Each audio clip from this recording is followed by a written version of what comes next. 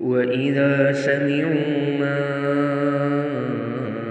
أنزل إلى الرسول ترى أعينهم تفيض من الدمع مما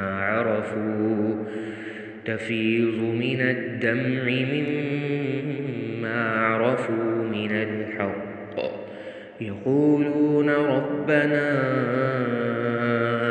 آمنا فاكتبنا مع الشاهدين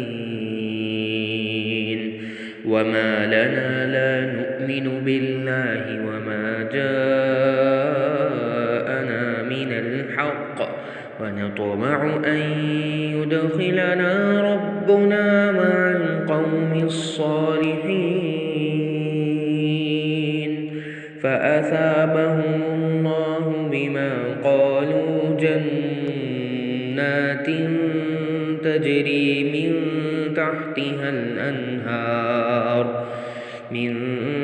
تحتها الأنهار خالدين فيها وذلك جزاء المحسنين والذين كفروا وكذبوا بآياتنا أولئك أصحاب الجحيم يا أيها الذين آمنوا لا تحرموا طيبات ما أحل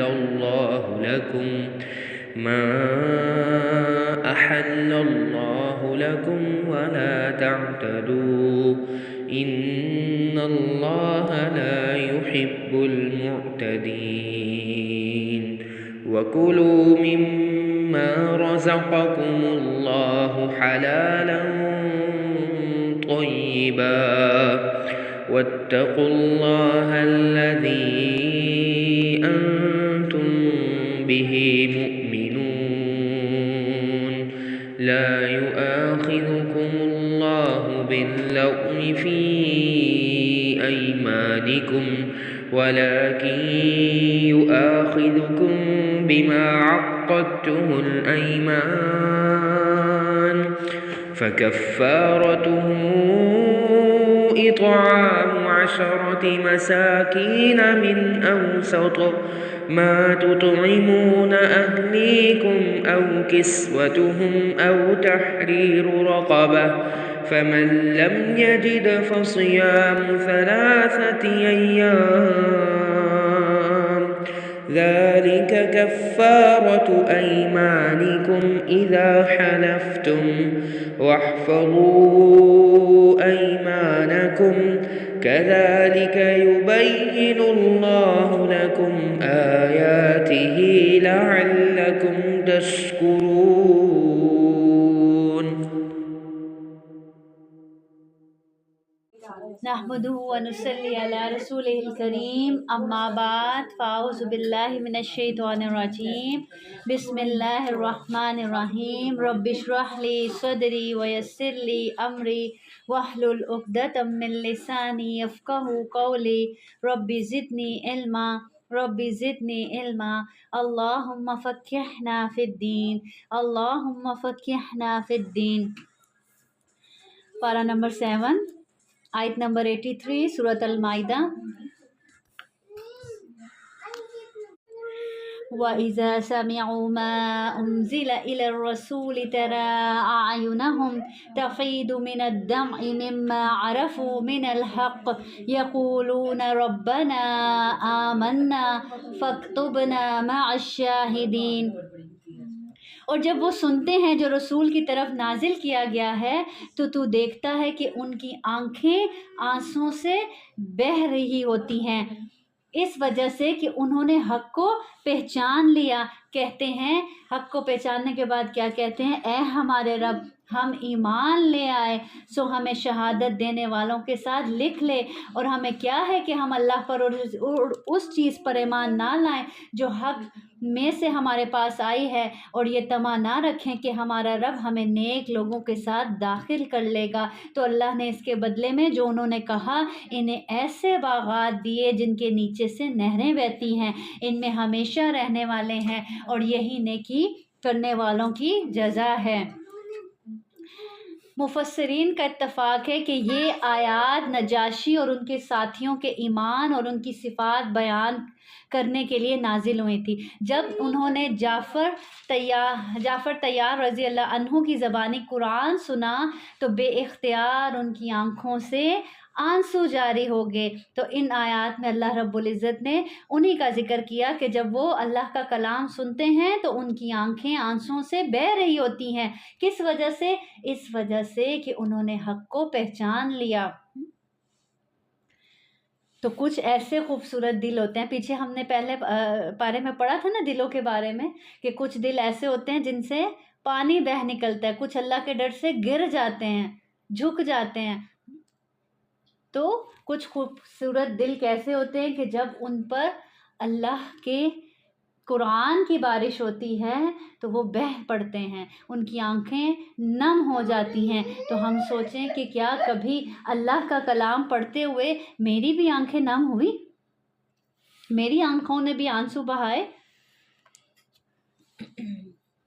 تو نجاشی اگرچہ عیسائی تھا، لیکن جب اس نے یہ قرآن سنا حضرت جعفر کی زبانی تو فوراً ایمان لے آیا اور اس کی آنکھوں سے آنسو بہنے لگے۔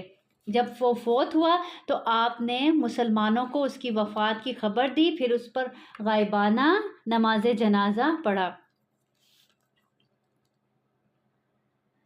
تو ہم سوچیں ہمارے آنسو کب بہتے ہیں؟ اللہ کی یاد میں بہتے ہیں یا لوگوں کی یاد میں بہتے ہیں؟ لوگوں کی یاد میں تو بہت بہتے ہیں، کیا کبھی اللہ کی یاد میں بھی بہتے ہیں؟ کبھی اکیلے بیٹھیں اور اللہ کو یاد کرے یا اللہ کی نعمتوں کو یاد کرے یا اپنے گناہوں کو یاد کرے تو آنکھوں سے آنسو بہنے لگ پڑیں۔ حدیث میں آتا ہے جو آنکھ اللہ کے ڈر سے روئی، ایک آنسو بھی نکلا اللہ کے ڈر سے جس آنکھ سے، تو اس آنکھ پر جہنم کی آگ کیا ہے؟ حرام ہے۔ تو علماء جو ہوتے ہیں، علم والے، وہ اللہ کے ڈر سے روتے ہیں۔ 3 افراد کی آنکھیں قیامت کے دن آگ کو نہیں دیکھیں گی، ان میں سے ایک وہ آنکھ جو اللہ کے ڈر سے رو پڑی۔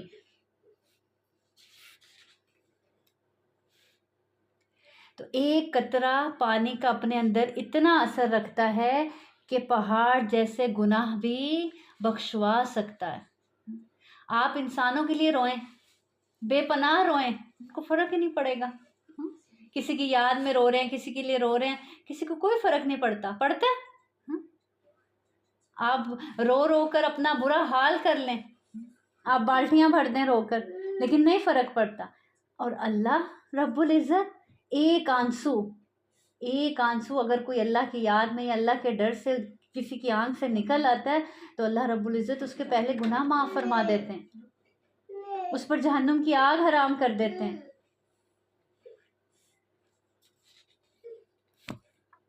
لیکن اس رب کے لیے ہماری آنکھوں سے آنسو ہی نہیں نکلتے، اس کو منانے کے لیے، اس کو راضی کرنے کے لیے اور لوگوں کو راضی کرنے کے لیے ہم بے انتہا رو پڑتے ہیں۔ اہمیت کی بات ہے نا، پھر ہمیں اپنا جائزہ لینے کی ضرورت ہے کہ کیا ہمارے دلوں میں اللہ کا ایسا مقام نہیں ہے کہ ہماری بھی آنکھ سے آنسو بہہ پڑیں۔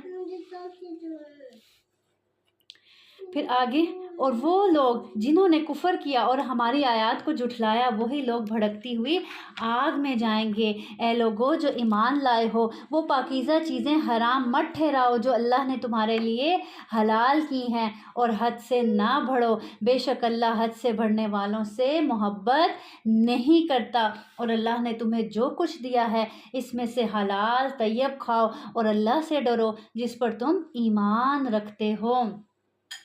کیا کہا جا رہا ہے؟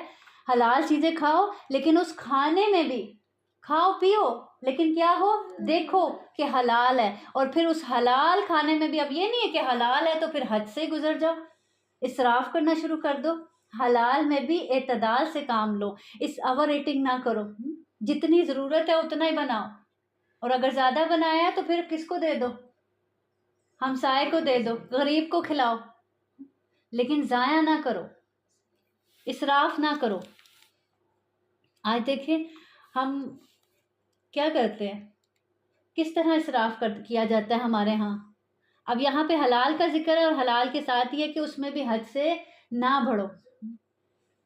ہم کہتے ہیں شاید نہیں یہ کم ہو جائے گا، تھوڑا اور زیادہ بنا لیں، تھوڑا اور زیادہ بنا لیں، یہ بھی کم ہو جائے گا. اور پھر وہ اتنا زیادہ بنا کے پھر کیا کیا جاتا ہے، اس کو ویسٹ کیا جاتا ہے. اسی طرح لانے میں بھی یہی سوچا جاتا ہے کہیں کم نہ پڑ جائے. دراصل اللہ پر توکل کم ہو گیا نا ہمارا، اس وجہ سے ہمارے ذہن میں ہمیشہ یہی رہتا ہے کہ کم نہ پڑ جائے، اور اس میں ہم اتنا زیادہ کر لیتے ہیں کہ وہ پھر ضائع ہو جاتا ہے. شادی بیاہ کے موقع دیکھ لیں، دوسرے موقع دیکھ لیں، جب پلیٹیں بنائی جا رہی ہوتی ہیں تب بھی کیا کیا جا رہا ہوتا ہے، یہی دیکھا جا رہا ہوتا ہے نا، اچھا یہ بھی ڈال لیں، یہ بھی ڈال لیں، اتنا ڈال لیں، نہیں یہ بھی کھا لیں گے وہ بھی کھا لیں گے. اور بعد میں کیا ہوتا ہے، ٹیبل ویسی کی ویسی سجی ہوتی ہے، پلیٹیں ویسی کی ویسی، ایسا لگتا ہے بعض اوقات کہ ان کو ٹچ بھی نہیں کیا.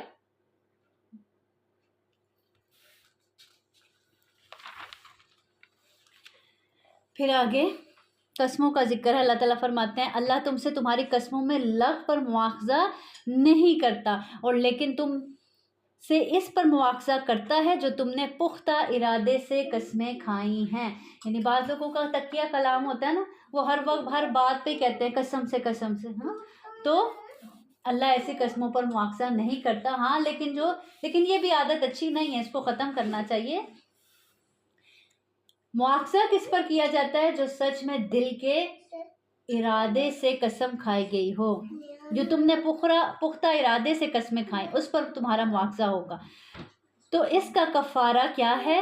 10 مسکینوں کا کھانا کھلانا درمیانے درجے کا، جو تم اپنے گھر والوں کو کھلاتے ہو، یا انہیں کپڑا پہنانا، یا ایک گردن آزاد کرنا. پھر جو نہ پائے تو 3 دن کے روزے رکھ لیں. پہلے کیا ہے؟ 10 مسکینوں کو کھانا کھلایا جائے. کیسا؟ ویسا ہی جیسے خود کھایا جاتا ہے. اور پھر اگر یہ نہیں تو پھر 10 مسکینوں کو کپڑا پہنانا. اور کپڑے کیسے پہنانے ہیں؟ ویسے ہی جیسا خود لباس پہنتے ہیں. یہ نہیں تو پھر کیا؟ ایک غلام کو آزاد کرنا. پھر جو غلام نہ پائے تو اس کو کیا چاہیے؟ پھر وہ 3 دن کے روزے رکھ لیں. یہ کس کا کفارہ ہے؟ یہ کس کا کفارہ ہے؟ قسم کا کفارہ ہے. ٹھیک ہے.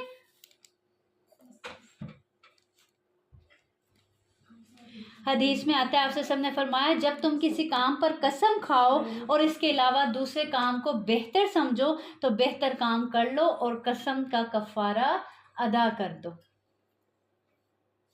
اسی طرح آپ سے نے فرمایا تم نہ اپنے باپوں کی قسم کھاؤ نہ اپنی ماؤں کی قسم کھاؤ. کھائی جاتی ہے نا، باپوں کی، اولاد کی، کسی کی بھی قسم کھا لی جاتی ہے. تو کیا منع کیا گیا اس چیز سے؟ نہ باپوں کی قسم کھائی جائے، نہ ماؤں کی، نہ اپنے شریکوں کی قسم کھاؤ. اللہ کے علاوہ کسی کی قسم نہ کھاؤ، اور اللہ کی قسم بھی نہ کھاؤ مگر اس حال میں کہ تم سچے ہو. اللہ کی قسم بھی تب کھاؤ جب تم سچ میں سچے ہو. اسی طرح ایک اور حدیث میں آتا ہے آپ سے نے فرمایا جس نے غیر اللہ کی قسم کھائی، یعنی اللہ کے علاوہ کسی اور کی قسم کھائی، اس نے شرک کیا. اور ہم کہتے ہیں ہم شرک ہی نہیں کرتے. اور کتنی غور طلب بات ہے کہ جس نے غیر اللہ کی قسم کھائی گویا اس نے شرک کیا. تو اللہ کے علاوہ کسی کی قسم نہیں کھا سکتے، اور اللہ کی قسم بھی تب کھائیں گے جب کہ ہم سچے ہوں گے. اسی طرح آپ سے نے فرمایا کبیرہ گناہ یہ ہیں اللہ کے ساتھ شرک کرنا، ماں باپ کی نافرمانی کرنا، کسی شخص کو قتل کرنا، اور پھر جھوٹی قسم کھانا. یہ بھی جھوٹی قسم کھانا بھی کبیرہ گناہوں میں سے ہے. پھر آگے اللہ تعالیٰ فرماتے ہیں اے لوگو جو ایمان لائے ہو، بات یہی ہے کہ شراب اور جوا اور شرک کے لیے نصب کردہ چیزیں اور فال کے تیر سراسر گندے ہیں. اللہ تعالیٰ کہہ رہے ہیں رجسن، یہ گندے عمل ہیں، گندگی ہے، یہ شیطان کے کام ہیں، سو ان سے بچو تاکہ تم فلاح پاؤ. حدیث میں آتا ہے آپ سے نے فرمایا اللہ نے شراب حرام کر دی، لہٰذا جس شخص تک یہ حکم پہنچ جائے اور اس کے پاس شراب موجود ہو تو وہ اسے نہ پیے اور نہ ہی اسے فروخت کرے.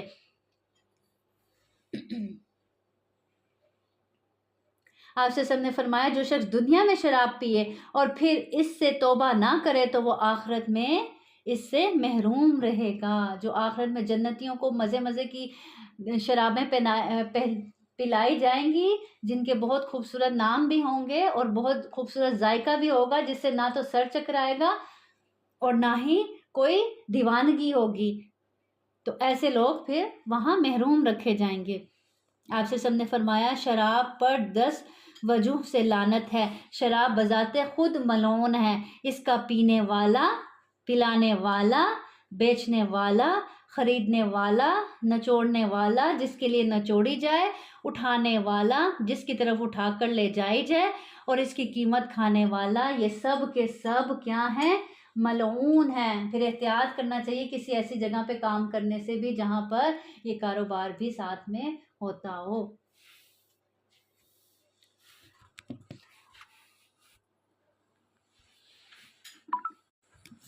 پھر اسی طرح والمیسر، جوا، جس چیز، آیت نمبر 90 ہے، جس چیز میں ہار جیت پر شرط باندھی جائے. اور یہ بھی چیز دیکھیں کتنی شرط لگا کر یہ جو کام ہوتے ہیں آج کل، میچز پہ بھی شرطیں لگائی جاتی ہیں. یہ سب کیا ہے؟ جوا ہے. اور جوا کھیلنا ہمارے دین میں کیا ہے؟ حرام ہے. اور صرف حرام ہی نہیں، یہاں تک کہ اگر کوئی اپنے ساتھی سے کہے کہ آؤ جوا کھیلیں تو اس کے کفارے کے لیے بھی کچھ صدقہ دے. یعنی اس نے اگر ابھی کیا نہیں ہے، جوا کھیلا نہیں ہے، لیکن اپنے ساتھی کو کہا ہی ہے کہ آؤ جوا کھیلیں، تو اس کے لیے بھی اس کو چاہیے کہ اپنی اس بات کے لیے بھی کیا کرے؟ صدقہ کرے. والانصاب، یعنی آستانے، غیر اللہ کے آستانوں پر قربانی کرنا، نظر و نیاز کرنا اور منتیں ماننا، یہ سب کیا ہیں؟ شرک ہیں. پھر اسی طرح والازلام، کفار مکہ کا یہ قاعدہ تھا کہ جب وہ کسی کام کے کرنے کا ارادہ کرتے تو تیروں کے ذریعے سے فال نکالا کرتے تھے، معلوم کرتے کہ یہ کام کرنا مناسب ہے کہ نہیں مناسب. تو فال کے ذریعے سے خبریں معلوم کرتے تھے آئندہ آنے والی. تو یہ کیا ہے؟ یہ صرف ان کا وہم ہوتا تھا، حقیقت اس کی کچھ بھی نہیں ہوتی تھی. کیونکہ آئندہ مستقبل کی خبریں اللہ کے سوا تو کوئی نہیں جان سکتا. ہاں، اللہ رب العزت نے ہم مسلمانوں کو کیا بتایا؟ استخارہ کر لو. کسی کام میں ڈگمگا رہے ہو، پریشان ہو رہے ہو کہ یہ کام میرے لیے بہتر ہوگا یا نہیں ہوگا، تو کیا کرو؟ استخارہ کر لو. اگر وہ پھر بہتر ہوگا تو اللہ تعالیٰ تمہارے لیے اس میں آسانیاں پیدا کر دے گا، وہ کام ہو جائے گا. اور اگر نہیں بہتر ہوگا تو اس کام میں اللہ تعالیٰ خود ہی رکاوٹ ڈال دے گا، تم سے دور کر دے گا. لیکن یہ کیا کرتے تھے؟ یہ فال نکالا کرتے تھے، تیروں کے ذریعے معلوم کیا کرتے تھے. پھر اللہ تعالیٰ فرمانے ہیں شیطان تو یہی چاہتا ہے کہ شراب اور جوئے کے ذریعے سے تمہارے درمیان دشمنی اور بغض ڈال دیں. ایسا ہی ہے نا، ان کاموں، جوئے میں، شراب میں کیا ہوتا ہے آخر میں؟ فساد. نشے میں بھی انسان بہت سا فساد پھیلاتا ہے، گھر میں بھی باہر بھی. اور جوئے کے ذریعے بھی یہی کچھ ہوتا ہے، گھروں میں بھی فساد کرتا ہے، باہر معاشرے میں بھی فساد کرتا ہے. اور تمہیں اللہ کے ذکر سے اور نماز سے روک دے. اللہ تعالیٰ کہہ رہے ہیں کیا کرتا ہے شیطان؟ اس کے ذریعے سے تمہارے درمیان فساد ڈالتا ہے. وَيَصُدَّكُمْ عَنْ ذِكْرِ اللَّهِ وَعَنِ الصَّلَاةِ، میری یاد سے غافل کر دیتا ہے، میری یاد سے روک دیتا ہے اور نماز سے روک دیتا ہے. پھر اگلے الفاظ پہ غور کیجیے، اللہ تعالیٰ کہہ رہے ہیں فَهَلْ أَنْتُمْ مُنْتَهُونَ، تو کیا تم اس کے لیے رک جاؤ گے؟ چھوڑ دو گے نماز، چھوڑ دو گے اللہ کا ذکر؟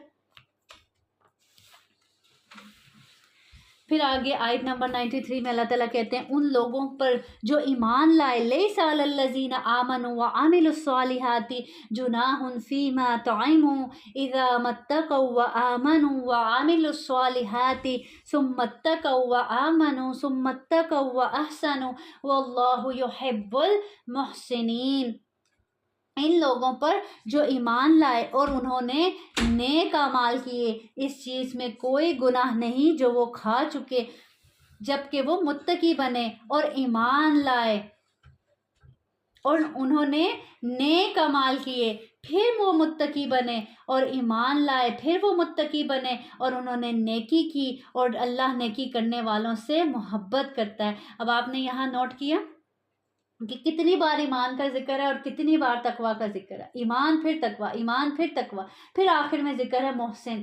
یعنی انسان جب ایمان لاتا ہے تو اس کا تقویٰ کا لیول ابھی اتنا نہیں ہوتا، پھر وہ نیک اعمال کرتا ہے تو تقویٰ مزید بڑھتا ہے، پھر اس کے بعد نیک اعمال کے ذریعے اس کے ایمان بھی اپ ہوتا ہے. ایمان کا لیول بھی بڑھتا گھٹتا رہتا ہے نا، جیسے جیسے آپ اللہ کے حضور حاضر ہوتے رہتے ہیں، نیک اعمال میں جلدی کرتے رہتے ہیں، نیک اعمال کو اپنے بڑھاتے رہتے ہیں، تو آپ کا ایمان بھی بڑھتا رہتا ہے.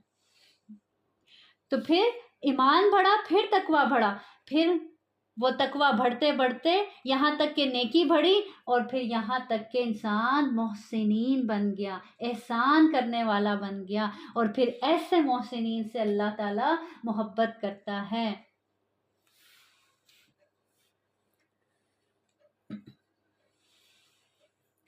سیدنا انس رضی اللہ عنہ بیان کرتے ہیں کہ جس دن شراب کی حرمت کا حکم نازل ہوا، میں ابو طلحہ رضی اللہ عنہ کے گھر میں ساقی کے فرائض سر انجام دے رہا تھا.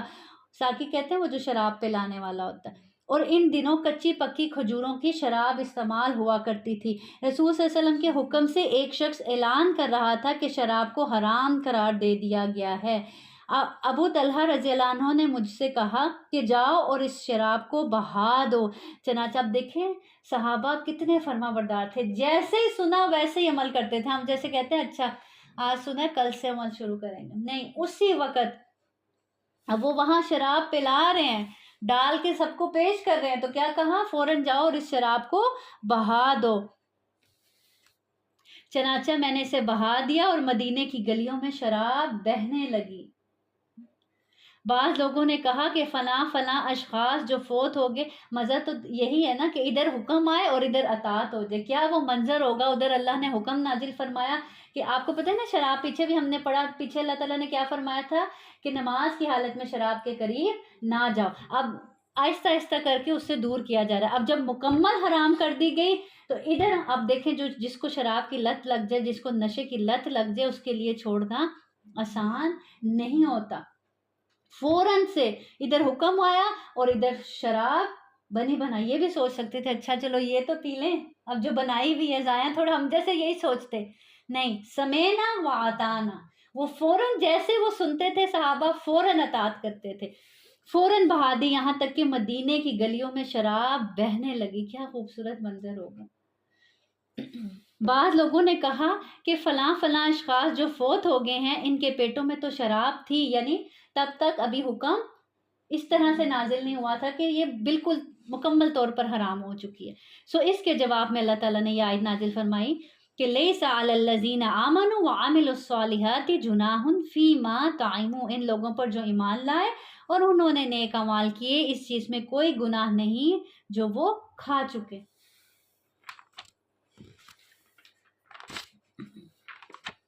پھر آگے اللہ تعالیٰ فرماتے ہیں آیت نمبر 98 میں، اعلموا ان اللہ شدید العقاب وان اللہ غفور الرحیم. جان لو بے شک اللہ بہت سخت عذاب والا ہے، اور بے شک اللہ بے حد بخشنے والا، نہایت رحم کرنے والا ہے. اس بات کو جان لو، اپنے پلے باندھ لو. صرف اس بات کو نا اپنے پلے باندھو کہ غفور الرحیم ہے. ہمیں صرف یہی یاد رہتا ہے غفور الرحیم ہے. اللہ تعالیٰ کہنے ہیں غفور الرحیم ہے اس کے لیے جو پلٹ آتا ہے، غلطی کرتا ہے، اس کو شرمندگی ہوتی ہے، احساس ہو جاتا ہے، اعتراف کر لیتا ہے، اپنے رب سے سچی توبہ کر لیتا ہے، اس کے لیے غفور الرحیم ہے. گناہ گار کے لیے غفور الرحیم نہیں ہے. جو گناہ پہ اصرار کرتا چلا جاتا ہے اس کے لیے پھر کیا ہے؟ شدید العقاب ہے، سخت سزا دینے والا ہے. تو یہ دونوں باتیں انسان کو یاد رکھنی چاہیے. پھر آگے آیت نمبر 100 میں اللہ تعالیٰ فرماتے ہیں قُلْ لَا يَسْتَوِي الْخَبِيثُ وَالطَّيِّبُ. کہہ دے ناپاک اور پاک برابر نہیں، خواہ ناپاک کی کثرت تجھے تعجب میں ڈال دے. پس اللہ سے ڈرو اے عقل والو تاکہ تم فلاح پاؤ. تو کیا پتہ چلتا ہے اس آیت سے؟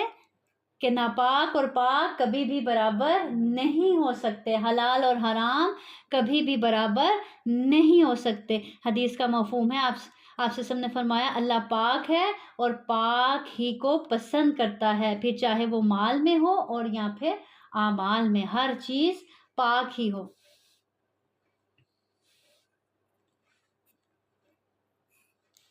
تو طیب میں پھر ہر چیز آ جاتی ہے، صرف مال اور کھانے پینے کی چیزیں نہیں، ہر چیز. ٹھیک ہے. تو دیکھیے آج ہم جس معاشرے میں رہ رہے ہیں اور جس ماحول میں رہ رہے ہیں، ہمیں وہ کہتے ہیں نا پھونک پھونک کر قدم رکھنا پڑتا ہے.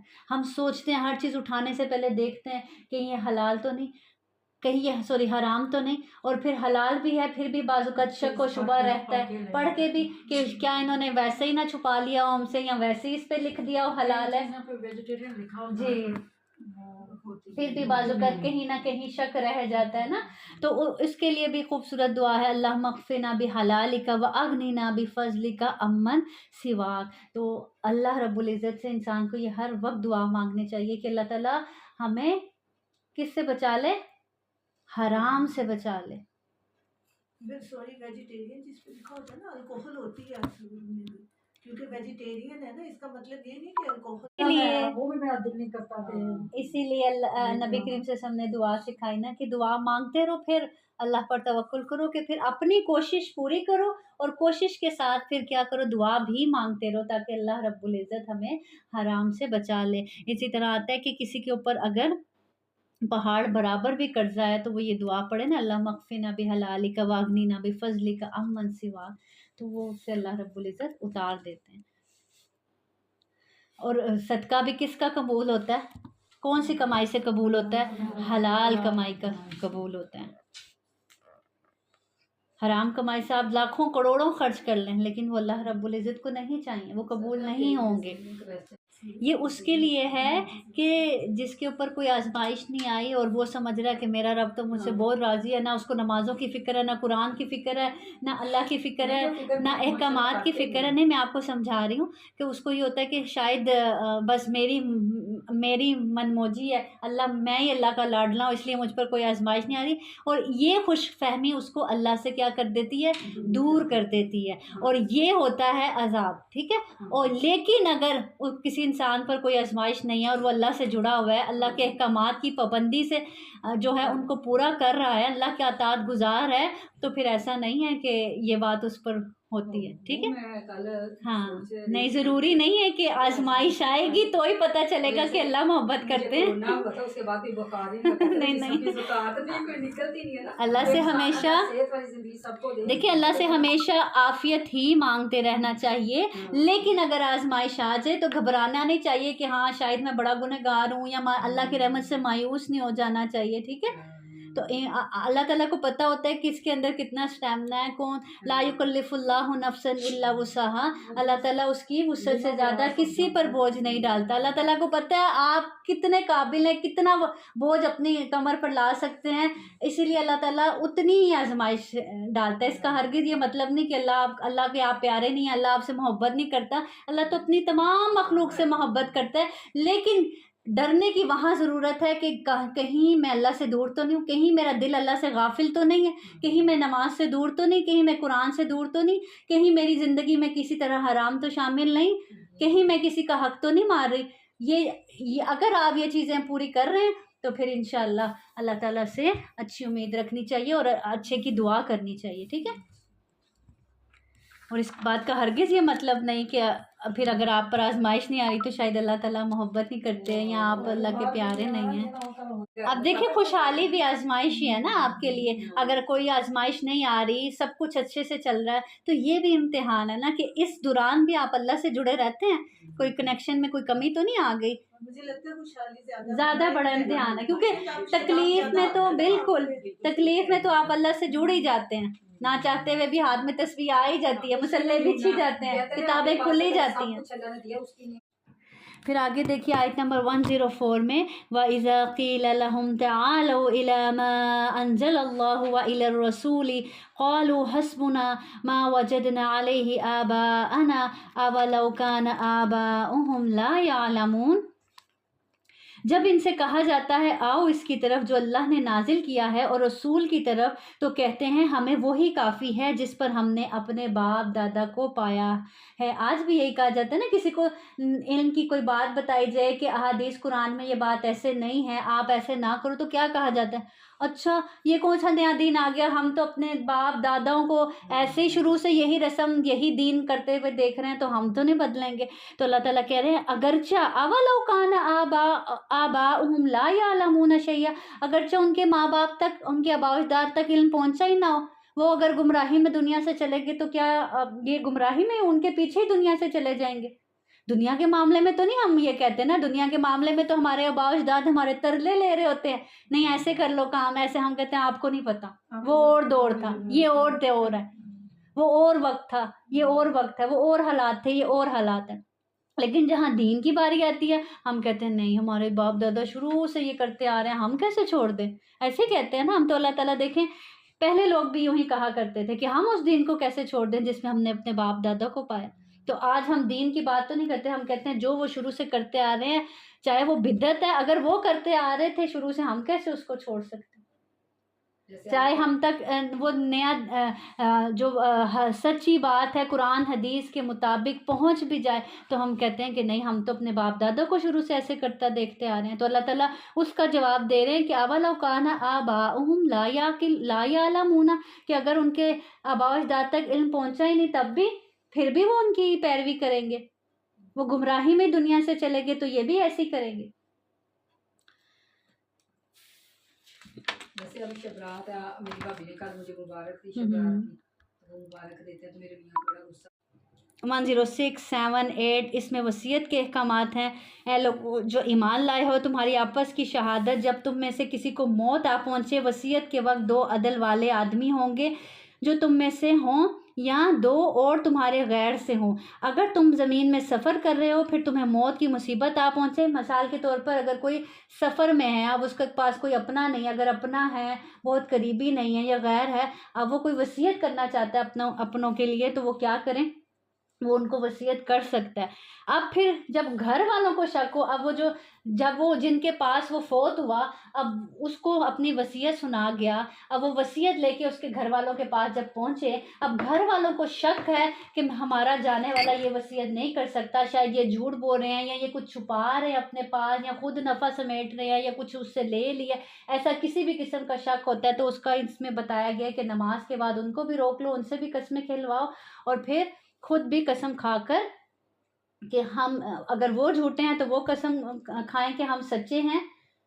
اسی طرح اگر پھر گھر والے ان کی قسموں کے بعد پھر گھر والے قسمیں کھائیں گے، اس سے کیا ہوگا؟ اگر وہ جھوٹے ہوں گے تو وہ سچ بتا دیں گے، گھر والے اس پر تہمت لگا رہے ہوں گے تو اللہ کے ڈر سے مسجد میں نماز کے بعد اللہ کے خوف سے میں بھی جو بھی سچویشن ہو وہ کھل کے سامنے آ جائے اور جھوٹ جو بول رہا ہے وہ اللہ کے ڈر سے سچی قسم کھا لے اس وقت میں، ٹھیک ہے؟ اس میں یہ بتایا گیا، اسی لیے کہا جاتا ہے نا، حدیث میں آتا ہے تم میں سے کوئی ایسا ہو جو وصیت کرنا چاہتا ہو تو 3 راتیں بھی نہ گزارے کہ اس کے پاس وصیت لکھی ہوئی موجود ہو، کیونکہ موت کا تو نہیں پتہ نا، اس لیے لکھی ہوئی وصیت موجود ہونی چاہیے۔ پھر آگے عیسیٰ علیہ السلام کا ذکر ہے کہ جب اللہ کہے گا اے عیسیٰ ابن مریم اپنے اوپر اور اپنی والدہ پر میری نعمت یاد کر، جب میں نے روح پاک سے تیری مدد کی، تو گود میں اور ادھیڑ عمر میں لوگوں سے باتیں کرتا تھا، اور جب میں نے تجھے کتاب اور حکمت اور انجیل سکھائی، اور جب تم مٹی سے پرندے کی شکل کی مانند میرے حکم سے بناتا تھا، پھر تو اس میں پھونک مارتا تو وہ میرے حکم سے ایک پرندہ بن جاتا، اور تو پیدائشی اندھے اور برس والے کو میرے حکم سے تندرست کرتا تھا، یعنی کس کے؟ اللہ کے اذن سے، اور جب تو مردوں کو میرے حکم سے نکال کھڑا کرتا تھا، اور جب میں نے بنی اسرائیل کو تجھ سے روکا جب تو ان کے پاس کھلی نشانیاں لے کر آیا، تو ان میں سے ان لوگوں نے کہا جنہوں نے کفر کیا یہ تو کھلے جادو کے سوا کچھ بھی نہیں ہے۔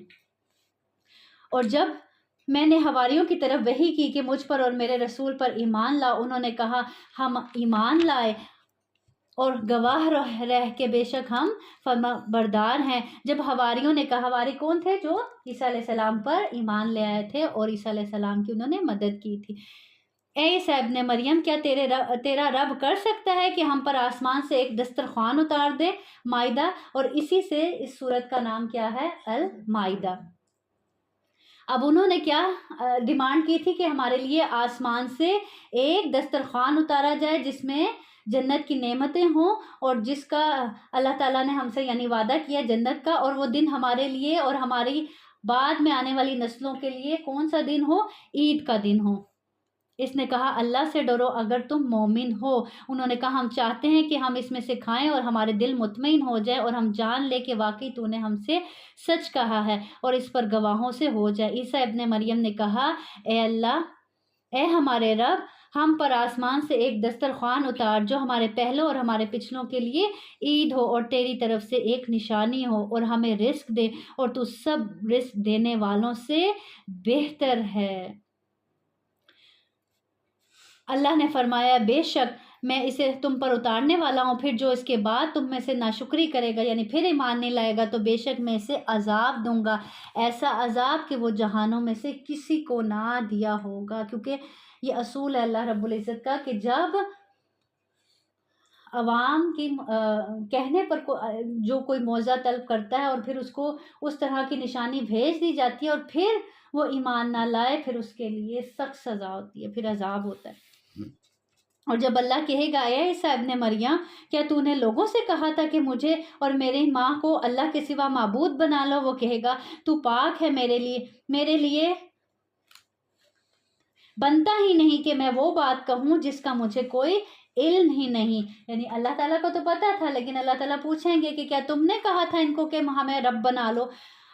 تو وہ کہیں گے کہ نہیں، ہمارے لیے یہ لائق ہی نہیں کہ ہم ایسا کہیں۔ اگر میں نے یہ بات کہی تھی تو یقیناً تو نے اسے جان لیا، تو جانتا ہے جو میرے نفس میں ہے اور میں نہیں جانتا جو تیرے نفس میں ہے۔ اب عیسیٰ علیہ السلام کیا کہہ رہے ہیں اللہ تعالیٰ، آپ تو وہ بھی جانتے ہیں کہ جو میرے نفس میں ہے، یعنی اگر میرے دل میں بھی ایسا خیال کوئی آتا تو آپ تو اس کو بھی جانتے ہیں، لیکن میں نہیں جانتا جو آپ کے نفس میں ہے۔ یقیناً تو ہی سب چھپی باتوں کو بہت خوب جاننے والا ہے۔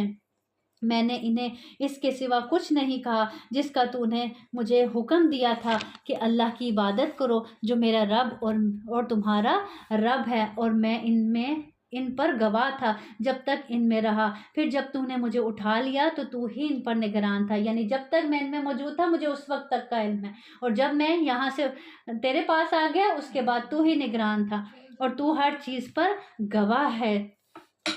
اب پھر آگے عیسیٰ علیہ السلام کیا فرمائیں گے، ان تعذبہم فانہم عبادک، اگر تو انہیں عذاب دے تو بے شک وہ تیرے بندے ہیں، وان تغفر لہم فانک انت العزیز الحکیم، اور اگر تو انہیں بخش دے تو بے شک تو ہی سب پر غالب اور کمال حکمت والا ہے۔ اور اس آیت کے بارے میں آتا ہے نبی کریم صلی اللہ علیہ وسلم ایک مرتبہ ساری رات صبح تک اسی ایک آیت کریمہ کو بار بار پڑھتے رہے اور روتے رہے، اس وجہ سے کہ میں اپنی امت کا سوچ کر کہ اللہ یہ تیرے بندے ہیں، اگر تو انہیں عذاب دے اور اگر تو انہیں بخش دے تو بے شک تو ہی سب پر غالب کمال حکمت والا ہے۔ یعنی اپنی امت کے لیے دعا کر کے اس آیت کو ساری رات نماز میں پڑھ کر روتے رہے آپ صلی اللہ علیہ وسلم۔ اور دیکھیں ہمیں کتنی فکر ہے اپنی، آپ صلی اللہ علیہ وسلم کو ہماری اتنی فکر تھی کہ صبح ہو گئی تہجد کے لیے جو کھڑے ہوئے ہیں اور اس آیت پر پہنچے اور یہ آیت پڑھتے پڑھتے روتے جا رہے ہیں نماز میں، کس کا سوچ سوچ کر، اپنی امت کا سوچ سوچ کر۔ کتنی تڑپ تھی ان کے اندر ہماری، اور آج اس امت کو اپنی ہی نہیں فکر۔ پھر اللہ تعالیٰ فرمائے گا یہ دن ہے کہ سچوں کو ان کا سچ نفع دے گا۔ سچوں کو ان کے سچ کا کیسے نفع دے گا کہ جنہوں نے واقعی کہا لا الہ الا اللہ محمد رسول اللہ، پھر اپنی عملی زندگی میں واقعی اللہ کے بن کے دکھایا، نبی کریم صلی اللہ علیہ وسلم کی اطاعت کر کے دکھائی، ان کو سچ میں پیغمبر مان کے دکھایا، تو اللہ تعالیٰ کہہ رہے ہیں یہ تو دن ہی سچوں کے سچ کا ہے۔ تو آج تو ان کے سچ ہی نفع دے گا۔ ان کے لیے باغات ہیں جن کے نیچے سے نہریں بہتی ہیں، ان میں ہمیشہ رہنے والے ہیں، ہمیشہ ان سے اللہ راضی ہو گیا اور وہ اللہ سے راضی ہو گئے، یہی بہت بڑی کامیابی ہے۔ للہ ملک السماوات والارض وما فیہن وہو علی کل شیء قدیر، اللہ ہی کے لیے ہے آسمانوں اور زمین کی بادشاہی اور اس کی بھی جو ان میں ہے، اور وہ ہر چیز پر پوری طرح قادر ہے۔ سورۃ الانعام، بسم اللہ الرحمن الرحیم۔ الحمد للہ الذی خلق السماوات والارض وجعل الظلمات والنور ثم الذین کفروا بربہم یعدلون۔ اس صورت کے نزول کے ساتھ فرشتوں کا ایک جھنڈ جو کہ 70,000 تھے، سبحان اللہ و بحمدہ سبحان اللہ العظیم کہتے ہوئے اترے. یعنی یہ پوری صورت ایک خطبے کی شکل میں ایک ہی ساتھ میں نازل ہوئی تھی، اور جب یہ نازل ہوئی تھی تو اس کے ساتھ 70,000 فرشتوں کا ایک جھنڈ زمین پر اترا تھا. کیا کرتے ہوئے؟ یہ تسبیح پڑھتے ہوئے. کون سی تسبیح؟ سبحان اللہ و بحمدہ سبحان اللہ العظیم. اور اس صورت میں توحید، رسالت اور قیامت کا ذکر ہے. سب تعریف اللہ کے لیے ہے جس نے آسمانوں اور زمین کو پیدا کیا. قرآن کی 5 صورتیں ہیں جس کے شروع میں الحمدللہ آتا ہے، جو الحمدللہ کے سے شروع ہوتی ہیں. اور یہ صورت بھی کس سے شروع ہو رہی ہے؟ الحمدللہ الذی. سب تعریف اللہ کے لیے ہے جس نے آسمانوں اور زمین کو پیدا کیا اور اندھیروں اور روشنیوں کو بنایا. کبھی ہم سوچ سکتے ہیں یہ کیا چیز ہے؟ کیسے روشنی آتی ہے، کیسے اندھیرے آتے ہیں، کیسے آسمان بن گئے؟ اور صرف یہ ایک آسمان نہیں ہے، اس کے اوپر اور 7 آسمان ہیں. اور کتنا خوبصورت ہے، آسمان کو دیکھتے جائیں تو دل نہیں بھرتا اور سمجھ نہیں آتا کس چیز سے بنا ہوگا. پھر بھی وہ لوگ جنہوں نے کفر کیا اپنے رب کے ساتھ برابر ٹھہراتے ہیں. یعنی کیا کرتے ہیں؟ شرک کرتے ہیں. اللہ تعالیٰ کے اتنی بڑی بڑی نشانیاں دیکھ کر پھر بھی اللہ کے ساتھ شریک ٹھہراتے ہیں. کیا وہ جانتے نہیں کہ یہ سب کچھ اللہ کر رہا ہے اور پھر ہمیں مارنی بھی اللہ ہی کی ہے؟ وہی ہے جس نے تمہیں مٹی سے پیدا کیا، پھر ایک مدت مقرر کی. یعنی کون سی مدت؟ موت کی مدت. اور ایک اور مدت اس کے ہاں مقرر ہے. وہ کون سی مدت ہے؟ آخرت کی. ایک مدت وہ جو ہم نے زندگی میں دنیا میں یہاں زندگی گزار کے جانی ہے، یعنی موت کا وقت مقرر ہے. اور پھر موت کے بعد جب قبر میں چلے جانا ہے، اور قبر سے قیامت کے دن تک کا بھی وقت کیا ہے؟ مقرر ہے. پھر بھی تم شک کرتے ہو. اور وہ آسمانوں اور زمین میں وہی اللہ ہے، تمہارے چھپے اور تمہارے کھلے کو جانتا ہے، اور جانتا ہے جو کچھ تم کماتے ہو، جو کچھ تم اپنی آخرت کے لیے بنا رہے ہو. اللہ سب دیکھ رہا ہے. اللہ سے کچھ بھی نہیں چھپا ہوا، نہ تمہاری نیتیں چھپی ہوئی ہیں، نہ تمہارے اعمال چھپے ہوئے ہیں. تم بظاہر لوگوں کے سامنے تو اچھے اعمال کر کے ان کی نظر میں اچھے بن جاتے ہو، لیکن اللہ کی نظر میں کب اچھے بنتے ہو؟ جب تمہارا اندر بھی صاف ہوتا ہے، تمہاری نیت بھی خالص ہوتی ہے. کیوں؟ کیونکہ اللہ نفس کے اندر کو بھی دیکھ رہا ہوتا ہے. پھر آگے آیت نمبر 6 میں اللہ تعالیٰ فرماتے ہیں کہ انہوں نے نہیں دیکھا ہم نے ان سے پہلے کتنے زمانوں کے لوگ ہلاک کر دیے جنہیں ہم نے زمین میں وہ اقتدار دیا تھا جو تمہیں نہیں دیا، اور ہم نے ان پر موسلا دھار بارش برسائی، اور ہم نے نہریں بنائی جو ان کے نیچے سے بہتی تھی، پھر ہم نے انہیں ان کے گناہوں کی وجہ سے ہلاک کر دیا. کتنے لوگ پیچھے گزر چکے، کتنی بستیاں گزر چکی ہیں، کتنے پیغمبر آئے تھے، کتنی قومیں آئی تھی. اللہ تعالیٰ کہہ رہے ہیں کتنا ان کو نوازا تھا، کتنی نعمتیں دی تھی، لیکن آج تم ان کے آثار بھی نہیں دیکھتے. جب انہوں نے گناہ کیے تو اللہ نے ان کو ہلاک کر دیا، اور ان کے بعد دوسرے زمانے کے لوگ پیدا کر دیے. جیسے کل بھی اللہ تعالیٰ ہم نے آیت پڑھی تھی نا، اللہ تعالیٰ کہتے ہیں تم نہیں آتے دین کی طرف تو نہ آؤ، تمہاری جگہ میں اور لوگوں کو لے آؤں گا. تو پتہ کیا چلتا ہے کہ گناہ نعمتوں کے زوال کا سبب بنتے ہیں، گناہ بربادی کا سبب بنتے ہیں. اس لیے جب کوئی مصیبت آئے تو اپنے رب سے سچی توبہ کرنی چاہیے، اور کثرت سے استغفار کرنا چاہیے، اور اپنی اصلاح کر لینی چاہیے تاکہ وہ مصیبت ٹل جائے. اور اگر ہم ان پر کاغذ میں لکھی ہوئی چیز اتارتے پھر وہ اسے اپنے ہاتھوں سے چھوتے تو یقیناً وہ لوگ جنہوں نے کفر کیا ہے یہی کہتے کہ یہ تو کھلے جادو کے سوا کچھ بھی نہیں ہے.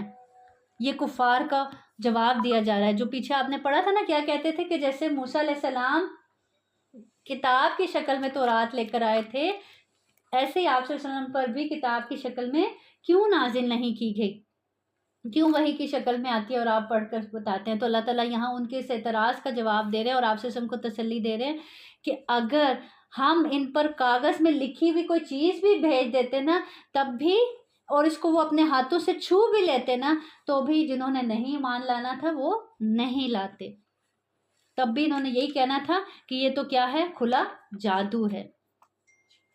پھر آگے آیت نمبر 14 میں دیکھیے اللہ تعالیٰ فرماتے ہیں کہہ دیں کیا میں اللہ کے سوا کوئی دوست بناؤں جو آسمانوں اور زمین کو پیدا کرنے والا ہے حالانکہ وہ کھلاتا ہے اور اسے نہیں کھلایا جاتا. کہ بے شک مجھے حکم دیا گیا ہے کہ میں سب سے پہلا شخص بنوں جو فرما بردار بنا. آج ہم یہ بات کہتے ہیں، قل انی امرت ان اکون اول من اسلم، میرے تک علم پہلے پہنچا ہے تو مجھ پر فرض ہے کہ میں سب سے پہلے اس کو ماننے والا بن جاؤں، سب سے پہلے اطاعت کرنے والا بن جاؤں۔ ہم دنیا کے معاملات میں کہتے ہیں سب سے پہلے ہم یہ کام کر لیں، کوئی دوسرا آگے نہ نکل جائے، لیکن دین کے معاملے میں ہم دیکھتے ہیں کہ کون آگے بڑھ کے کرتا ہے، کوئی آگے بڑھتا ہے تو پھر ہم اس کے پیچھے پیچھے کہتے ہیں ہم بھی کر لیں گے، ہم ساتھ ڈھونڈتے ہیں۔ تو ہم کیوں نہیں کہتے کہ ہم پہلے فرما بردار بن جائیں؟ اور تو ہرگز شریک بنانے والوں سے نہ ہو، کل کہہ دیجئے انی اخاف ان عصیت ربی عذاب یوم عظیم، اگر میں اپنے رب کی نافرمانی کروں تو بے شک میں ایک بڑے دن کے عذاب سے ڈرتا ہوں۔ جب ہمیں کوئی گناہ کی دعوت دے یا نیکی سے روکے تو ہماری زبانوں سے ایسی بات کیوں نہیں نکلتی کہ میں اپنے رب کی نافرمانی سے ڈرتا ہوں؟ کیوں؟ کیونکہ مجھے پتہ ہے اس ایک دن آئے گا جو حساب کتاب کا دن ہوگا، اور وہ بڑا دن ہے، بہت بڑا دن ہے۔ جس شخص سے اس دن وہ ہٹا لیا جائے گا، کیا ہٹا لیا جائے گا؟ عذاب، تو یقیناً اس نے اس پر رحم کر دیا، اور یہی کھلی کامیابی ہے۔ وَإِن يَمْسَسْكَ اللَّهُ بِضُرٍّ فَلَا كَاشِفَ لَهُ إِلَّا هُوَ وَإِن يَمْسَسْكَ بِخَيْرٍ فَهُوَ عَلَى كُلِّ شَيْءٍ قَدِيرٌ وَهُوَ الْقَاهِرُ فَوْقَ عِبَادِهِ وَهُوَ الْحَكِيمُ الْخَبِيرُ۔ اور اگر اللہ تجھے کوئی تکلیف پہنچائے تو اس کے سوا کوئی اسے دور کرنے والا نہیں ہے، اگر وہ تجھے کوئی بھلائی پہنچائے تو وہ ہر چیز پر پوری طرح قادر ہے، اور وہی اپنے بندوں پر غالب ہے، اور وہی کمال حکمت والا ہے، ہر چیز کی خبر رکھنے والا ہے۔ کوئی چھوٹے سے چھوٹا نقصان ہو تو کیا سوچنا چاہیے؟ کس کے اذن سے ہوا ہے؟ اللہ کے اذن سے ہوا ہے۔ اگر اللہ نہ چاہتا تو کوئی مجھے یہ نقصان نہیں پہنچا سکتا تھا، اور اب اس کو دور بھی کون کر سکتا ہے؟ وہ انسان نہیں کر سکتا جس نے مجھ پر یہ تکلیف ڈالی ہے، یا جس نے مجھے یہ دکھ دیا ہے، یا جس نے مجھے یہ پریشانی دی ہے، وہ نہیں دور کر سکتا۔ کون دور کر سکتا ہے؟ دور بھی وہی کرنے والا ہے۔ یہ وہ خوبصورت آیت ہے کہ اگر آپ کو اس آیت پر یقین ہو جائے اور یہ آیت آپ کو یاد رہے تو پھر ہو نہیں سکتا کہ آپ ڈپریشن میں چلے جائیں، ہو نہیں سکتا کہ آپ خوف و ہراس کا شکار ہوں۔ کیوں؟ کیونکہ آپ کو یقین ہوگا کہ کوئی بھی تکلیف پہنچی ہے تو اللہ کے اذن سے ہی پہنچی ہے، اور اگر یہ دور ہونی ہے تو بھی اللہ کے اذن سے ہی دور ہونی ہے۔ پھر انسان کہاں جائے گا؟ جس کو یہ اس بات کا یقین ہوگا کہاں جائے گا؟ لوگوں کے پاس جائے گا، کسی پیر فقیر کے پاس جائے گا، یا اللہ کے در پہ جائے گا؟ اللہ کے در پہ جائے گا نا، کیونکہ صاف اللہ نے کہہ دیا اللہ کے سوا کوئی دور ہی نہیں کر سکتا۔ اور اگر وہ تمہیں بھلائی پہنچانے کا ارادہ کر لے تو کوئی دنیا کی طاقت اس بھلائی کو روک نہیں سکتی، چاہے ساری دنیا جمع ہو جائے اس خیر کو تم تک روکنے سے۔ ہم کہتے ہیں ہائے اس کی نظر نہ لگ جائے، وہ نہ میری اس خوشی کو نظر لگا دے، ہاں، لیکن اگر اللہ نے آپ کو وہ خوشی دینے کا ارادہ کر لیا ہے تو کوئی دنیا کی طاقت، کوئی نظر، کوئی جادو، کوئی چیز اس کو روک ہی نہیں سکتی۔ یہ عقیدہ ایک مسلمان کا ہونا چاہیے۔ پھر ایک وہ خوبصورت دعا جو نبی کریم صلی اللہ علیہ وسلم ہر نماز کے بعد پڑھا کرتے تھے اور ہمیں بھی پڑھنی چاہیے، اللہم لا مانع لما اعطیت ولا معطی لما منعت ولا ینفع ذا الجد منک الجد۔ کتنی خوبصورت دعا ہے، اگر ہر نماز کے بعد ہم بھی اسے پڑھ لیں۔ کیا ترجمہ اس کا؟ اے اللہ جو تو عطا فرمائے اس کو کوئی روک نہیں سکتا، اور جو تو عطا نہ فرمائے اس کو کوئی دے نہیں سکتا، اور کسی دولت مند کو اس کی دولت تجھ سے بچا نہیں سکتی۔ کسی دولت مند کی دولت اس کو اللہ کے عذاب سے یا اللہ کی طرف سے آنے والی تکلیف سے بچا سکتی ہے؟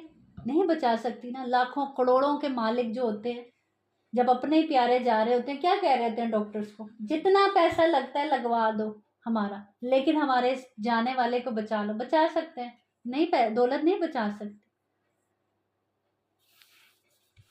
پھر آگے کہہ کون سی چیز گواہی میں سب سے بڑی ہے؟ کہہ اللہ میرے درمیان اور تمہارے درمیان گواہ ہے، اور میری طرف یہ قرآن وحی کیا گیا ہے تاکہ میں تمہیں اس کے ساتھ ڈراؤں، اور اسے بھی جس تک یہ پہنچے۔ کیا بے شک تم واقعی گواہی دیتے ہو کہ بے شک اللہ کے ساتھ کچھ اور معبود بھی ہیں؟ کہہ دیں میں یہ گواہی نہیں دیتا، کہہ دیں وہ تو صرف ایک ہی معبود ہے، اور بے شک میں اس سے بری ہوں جو تم شریک ٹھہراتے ہو۔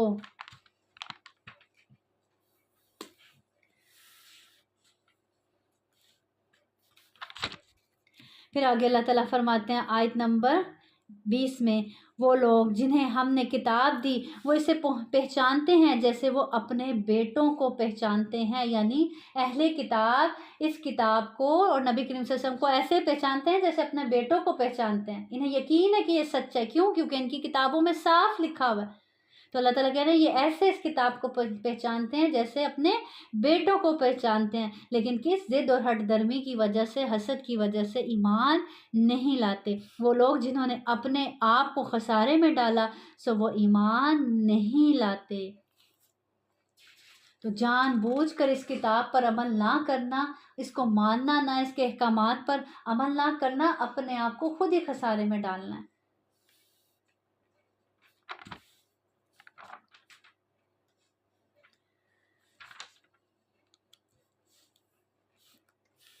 پھر آگے اللہ تعالیٰ فرماتے ہیں آیت نمبر 26 میں، اور ان میں سے کچھ وہ ہیں جو تیری طرف کان لگاتے ہیں اور ہم نے ان کے دلوں پر پردے ڈال دیے ہیں اس سے کہ وہ اسے سمجھیں۔ کسے سمجھیں؟ یعنی اس کتاب کو، ان آیات کو، اور ان کے کانوں میں بوجھ رکھ دیا ہے، اور اگر وہ ہر نشانی دیکھ لیں اس پر ایمان نہیں لائیں گے، یہاں تک کہ جب تیرے پاس جھگڑتے ہوئے آتے ہیں تو وہ لوگ جنہوں نے کفر کیا کہتے ہیں یہ پہلے لوگوں کی فرضی کہانیوں کے سوا کچھ نہیں، اور وہ اس سے روکتے ہیں اور اس سے دور رہتے ہیں، اور وہ اپنے سوا کسی کو ہلاک نہیں کر رہے لیکن وہ سمجھتے نہیں ہیں۔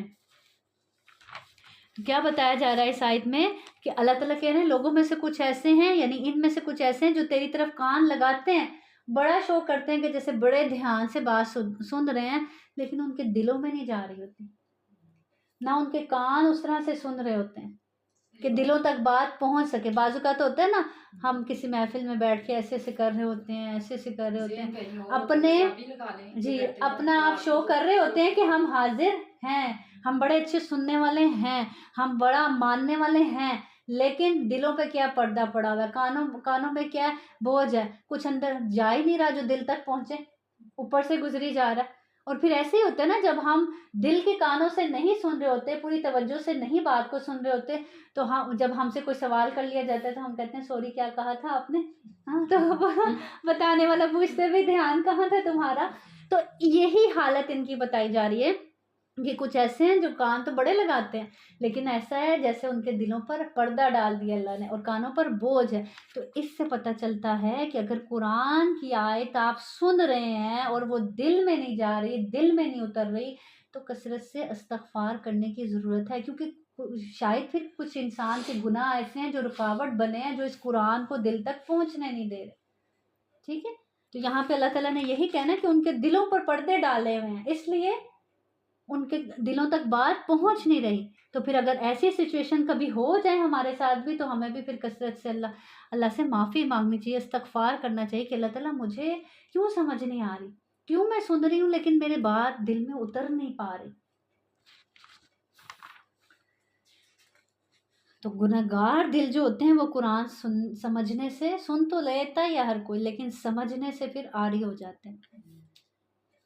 جو سمجھتا ہے پھر وہ عمل کرتا ہے، بالکل عمل نہیں کرتا سن کے تو اس کو بالکل۔ اور پھر جب دیکھیں دل میں نہیں اترتی تو پھر کیا ہوتا ہے، نتیجہ کیا ہوتا ہے کہ قرآن اور اس کی آیات میں انسان پھر ٹیڑھا پن نکالتا ہے۔ وہ آدھی بات سمجھ آئی ہوتی، آدھی آئی نہیں ہوتی، تو ہم کہتے ہیں اس کا بھلا کیا مطلب ہوا، اور پھر انسان اللہ کی آیات میں اعتراضات کرنے لگتا ہے، اور پھر ایسے اعتراضات کرنے والوں کا انجام آگے بتایا جا رہا ہے۔ اور کاش تو دیکھے جب وہ آگ پر کھڑے کیے جائیں گے تو کہیں گے اے کاش ہم واپس بھیجے جائیں اور اپنے رب کی آیات کو نہ جھٹلائیں۔ اس روز تمنا کریں گے کاش ایک موقع مل جائے، دنیا میں واپس چلے جائیں اور پھر سے ٹھیک سے تیاری کر کے آئیں اور ایمان والوں میں سے ہو جائیں۔ بلکہ ان کے لیے ظاہر ہو گیا جو وہ اس سے پہلے چھپاتے تھے۔ کیا چھپاتے تھے؟ نفاق دلوں میں جو تھا، یا نبی کریم صلی اللہ علیہ وسلم کی صداقت کا علم جو اپنے دلوں میں چھپاتے تھے یہود و نصارہ۔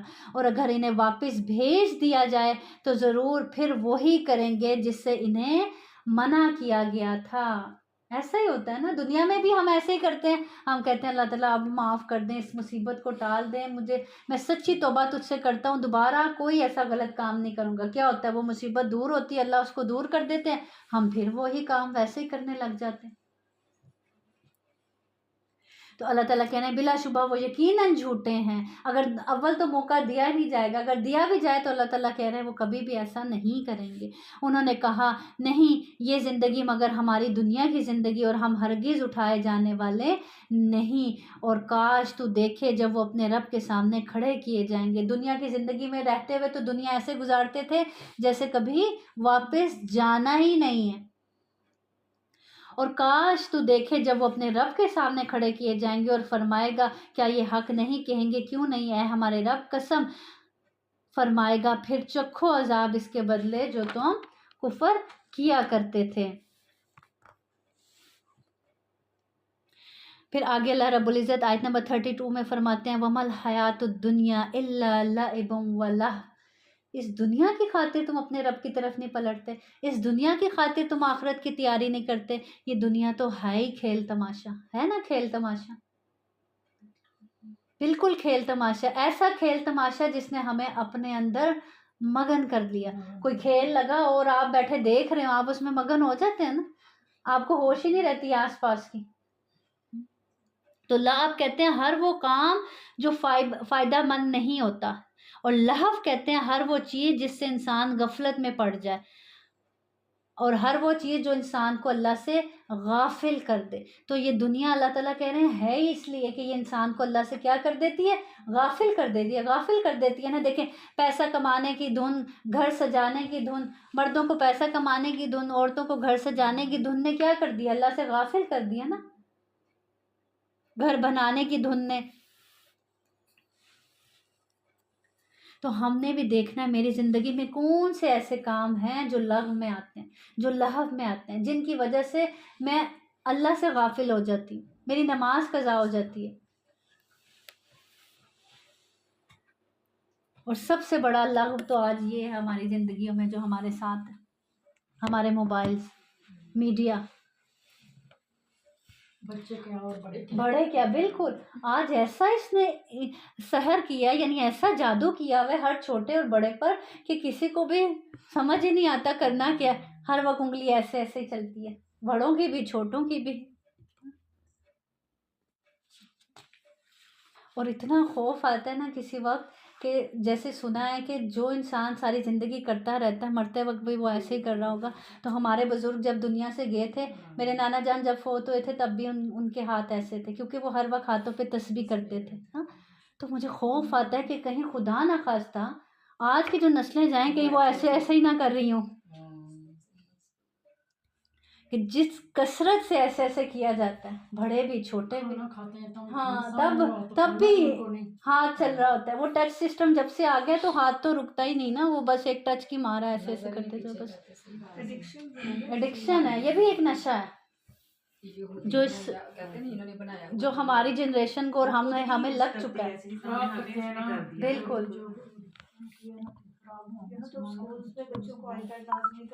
جی، بچوں کو اسکول میں فون، سیکنڈری میں فون مسٹ کر دیا. اور جب کو تو ہوم ورک کر رہے ہیں، ہوم ورک کہاں کر رہے ہیں، فون جو ہے ویسے کرتے ہیں بچے، چینج کر دیتے. کرنا چاہیے نا.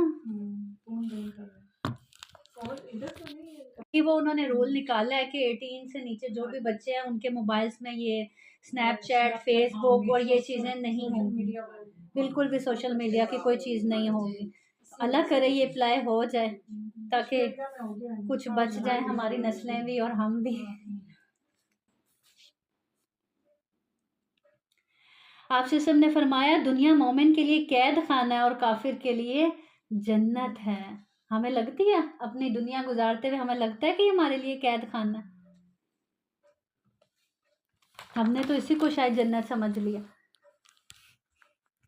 پھر آگے آیت نمبر 34 میں اللہ تعالیٰ فرماتے ہیں اور بلا شبہ یقیناً تو اس سے پہلے کئی رسول جھٹلائے گئے تو انہوں نے اس پر صبر کیا کہ وہ جھٹلائے گئے. اب نبی کریم صلی اللہ علیہ وسلم کو تسلی دی جا رہی ہے کہ اگر آپ جھٹلائے گئے تو کوئی بات نہیں، آپ سے پہلے بھی بہت سے پیغمبر جھٹلائے گئے ہیں اور ایذا دیے گئے ہیں، تکلیف پہنچائے گئے ہیں، یہاں تک کہ ان کے پاس ہماری مدد آ گئی اور کوئی اللہ کی باتوں کو بدلنے والا نہیں. اور بلا شبہ یقیناً تیرے پاس ان رسولوں کی کچھ خبریں آئی ہیں، یعنی قرآن میں اللہ نے بیان کی ہیں.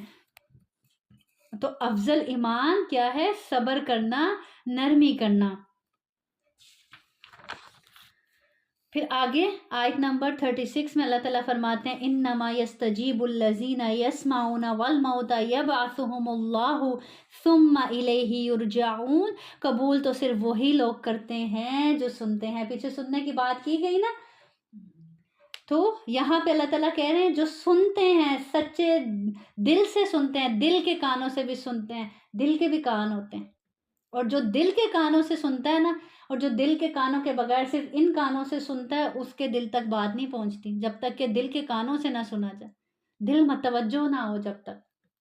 تو اللہ تعالیٰ کہہ رہے ہیں قبول بھی پھر وہی لوگ کرتے ہیں جو سنتے ہیں، اور جو مردے ہیں انہیں اللہ اٹھائے گا، پھر وہ اسی کی طرف لوٹائے جائیں گے. یعنی نہ سننے والوں کو کیا کہا گیا یہاں پہ؟ مردے ہیں. وہ اللہ تعالیٰ کہہ رہے ہیں قیامت کے روز جب اللہ کے سامنے پیش کیے جائیں گے پھر پتہ چلے گا کہ کیسے غفلت میں زندگی گزارا ہے. پھر آگے آیت نمبر 42 میں اللہ رب العزت فرماتے ہیں وَلَقَدْ أَرْسَلْنَا إِلَىٰ أُمَمٍ مِّن قَبْلِكَ فَأَخَذْنَاهُمْ بِالْبَأْسَاءِ وَالضَّرَّاءِ لَعَلَّهُمْ يَتَضَرَّعُونَ. اور بلا شبہ یقیناً ہم نے تجھ سے پہلے کئی امتوں کی طرف رسول بھیجے، پھر انہیں تنگ دستی اور تکلیف کے ساتھ پکڑا تاکہ وہ عاجزی کریں. پھر انہوں نے کیوں عاجزی نہ کی؟ اللہ تعالیٰ اب سوال کر رہے ہیں اور مقصد بتا رہے ہیں کہ اللہ تعالیٰ آزمائشوں میں کیوں ڈالتا ہے، تنگ دستی میں کیوں ڈالتا ہے، تکلیفیں کیوں بھیجتا ہے؟ تاکہ میرے بندے واپس میری طرف پلٹ آئیں، عاجزی آ جائے ان کے اندر. پھر اللہ تعالیٰ کہہ رہے ہیں پھر کیوں انہوں نے عاجزی نہ کی؟ تو ہم سے بھی سوال بنتا ہے کہ ہم اپنے آپ سے پوچھیں جب کوئی دکھ تکلیف آتی ہے تو کیا میرے اندر مزید عاجزی آتی ہے، یا میں اکڑ جاتی ہوں، یا میں باغی ہو جاتی ہوں، یا میں اللہ سے دور ہو جاتی ہوں، یا میں اللہ کی طرف پلٹ آتی ہوں واپس. وہ کہتے ہیں نا کہ جیسے اولاد کو ہم کہتے ہیں نا کہ ڈوز ملتی رہے تو ٹھیک رہتے ہیں، تو ہمیں بھی جب تک ڈوز ملتی رہتی ہے تو ہم ٹھیک رہتے ہیں. جیسے ڈوز ملنا بند ہوتی ہے تو ہم پھر سے ان برائیوں کی طرف چلے جاتے ہیں. تو یہ اللہ تعالیٰ کہہ رہے ہیں میں اس لیے دکھ اور تکلیف میں ڈالتا ہوں تاکہ تم پلٹ آؤ میری طرف عاجزی کرو. جب ان پر ہمارا عذاب آیا اور لیکن ان کے دل سخت ہو گئے اور شیطان نے ان کے لیے خوشنما بنا دیا جو کچھ وہ کرتے تھے. آج دیکھ لیں برائی کرنے والے اس کو برائی سمجھتے ہیں کہ یہ برائی ہے اور فخر سے کی جا رہی ہوتی ہے اور کر کے اس پر خوش ہوا جا رہا ہوتا ہے، اس پر ایسے خوشی منائی جا رہی ہوتی ہے برائی کر کے، غلط کام کر کے، جیسے کوئی بہت بڑا کام کیا. پھر جب وہ اس کو بھول گئے جس کی انہیں نصیحت کی گئی تھی، یعنی اس کتاب کو بھول گئے، اپنے دین کو بھول گئے، اللہ سے غافل ہو گئے، عاجزی کرنا چھوڑ دی، تو ہم نے ان پر ہر چیز کے دروازے کھول دیے. یہ جو ابھی پہلے آپ بات کر رہے تھے نا، آزمائش کا سوال کر رہے تھے، اب یہ آپ کو جواب مل رہا ہے ان آیات میں. ٹھیک ہے، کہتے ہیں نا جو سوال لے کے آئے اللہ تعالیٰ جواب دیتے ہیں. تو دیکھیں اب غور سے سنیے گا. جب انہوں نے اس چیز کو بھلا دیا، کس بات کو بھلا دیا کہ دکھ اور تکلیف کس لیے آئے تھے؟ کہ عاجزی کرنی تھی، اللہ کی طرف پلٹنا تھا. اور یہاں اس نصیحت کو بھلا دیا جو یہ قرآن کرتا ہے ہمیں، اللہ کو بھول گئے، اللہ کی نصیحت کو بھول گئے. تو پھر اللہ تعالیٰ کہہ رہے ہیں ہم نے ان پر ہر چیز کے دروازے کھول دیے، فراوانی کر دی مال و دولت کی، خوشیاں ہی خوشیاں چاروں طرف سے، یہاں تک کہ جب وہ ان چیزوں کے ساتھ خوش ہو گئے جو انہیں دی گئی تھی، ہم نے انہیں اچانک پکڑ لیا. یہ سب سے خطرناک عذاب ہوتا ہے، یہ اللہ کا عذاب ہے کہ انسان اسی خوش فہمی میں رہتا ہے کہ سب اچھا چل رہا ہے، اللہ مجھ سے راضی ہے اسی لیے تو مجھ پر اتنی مہربان ہے، اولاد بھی دے دی، مال بھی دے دیا، گھر بھی اچھا ہے، شوہر بھی اچھا ہے، نہ کوئی بیماری ہے، ہر طرف سے خوشحالی ہے. اور انسان پھر فخر کا شکار ہوتا ہے، وہ سمجھتا ہے کہ شاید میں اللہ کا بڑا لاڈلا ہوں، میں اللہ کا بڑا پیارا ہوں، یا میرا رب مجھ سے بہت خوش ہے اسی لیے تو عنایتیں کر رہا ہے.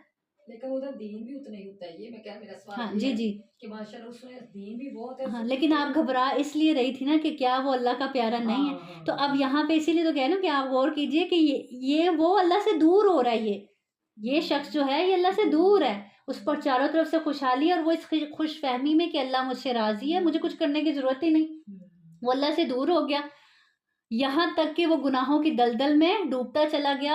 اور اس خوشحالی میں اچانک کیا آ گئی؟ موت آ گئی. پھر اس کی آنکھیں کھل گئی. یہ کیا ہوا؟ پتہ تو تبھی چل جائے گا نا اپنا انجام، جیسے فرشتے سامنے آ کر کھڑے ہو گئے کہ کون سے فرشتے لینے آئے ہیں، جو نیک روح کو لینے آتے ہیں، جو بد روح کو لینے آتے ہیں، اسی وقت اپنا انجام تو پتہ چل جائے گا۔ تو ان لوگوں کی جڑ کاٹ دی گئی جنہوں نے ظلم کیا تھا، اور سب تعریف اللہ کے لیے ہے جو سب جہانوں کا رب ہے۔ تو یہ سب سے کٹھن آزمائش اور سب سے برا عذاب ہوتا ہے کہ انسان کی پکڑ ہی نہ ہو۔ اور ہم کہتے ہیں نا اکثر، دیکھو ہم جیسے دین والوں پہ اتنی آزمائشیں آتی ہیں، جو دنیا والے ہیں خوشحال پھرتے ہیں، دندناتے پھرتے ہیں، نہ کوئی ڈر ہے، نہ کوئی خوف ہے، نہ کوئی آزمائش ہے، خوشیاں ہی خوشیاں، وہ ان کو اللہ تعالیٰ نے ڈھیل دی ہوئی ہے۔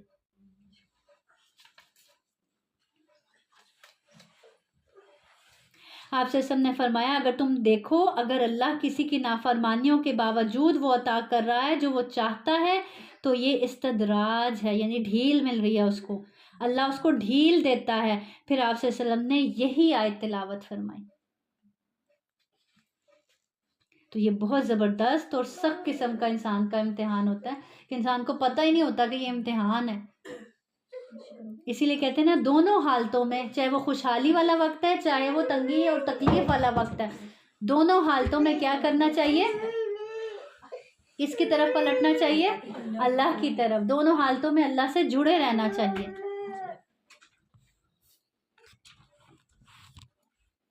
اور اگر تنگی والی آزمائش آ جائے تو اس میں کیا چیک کرنا ہے؟ اپنی عاجزی، کہ اللہ کی طرف پلٹتی ہوں، اللہ کی طرف مزید عاجزی کرتی ہوں پہلے سے زیادہ۔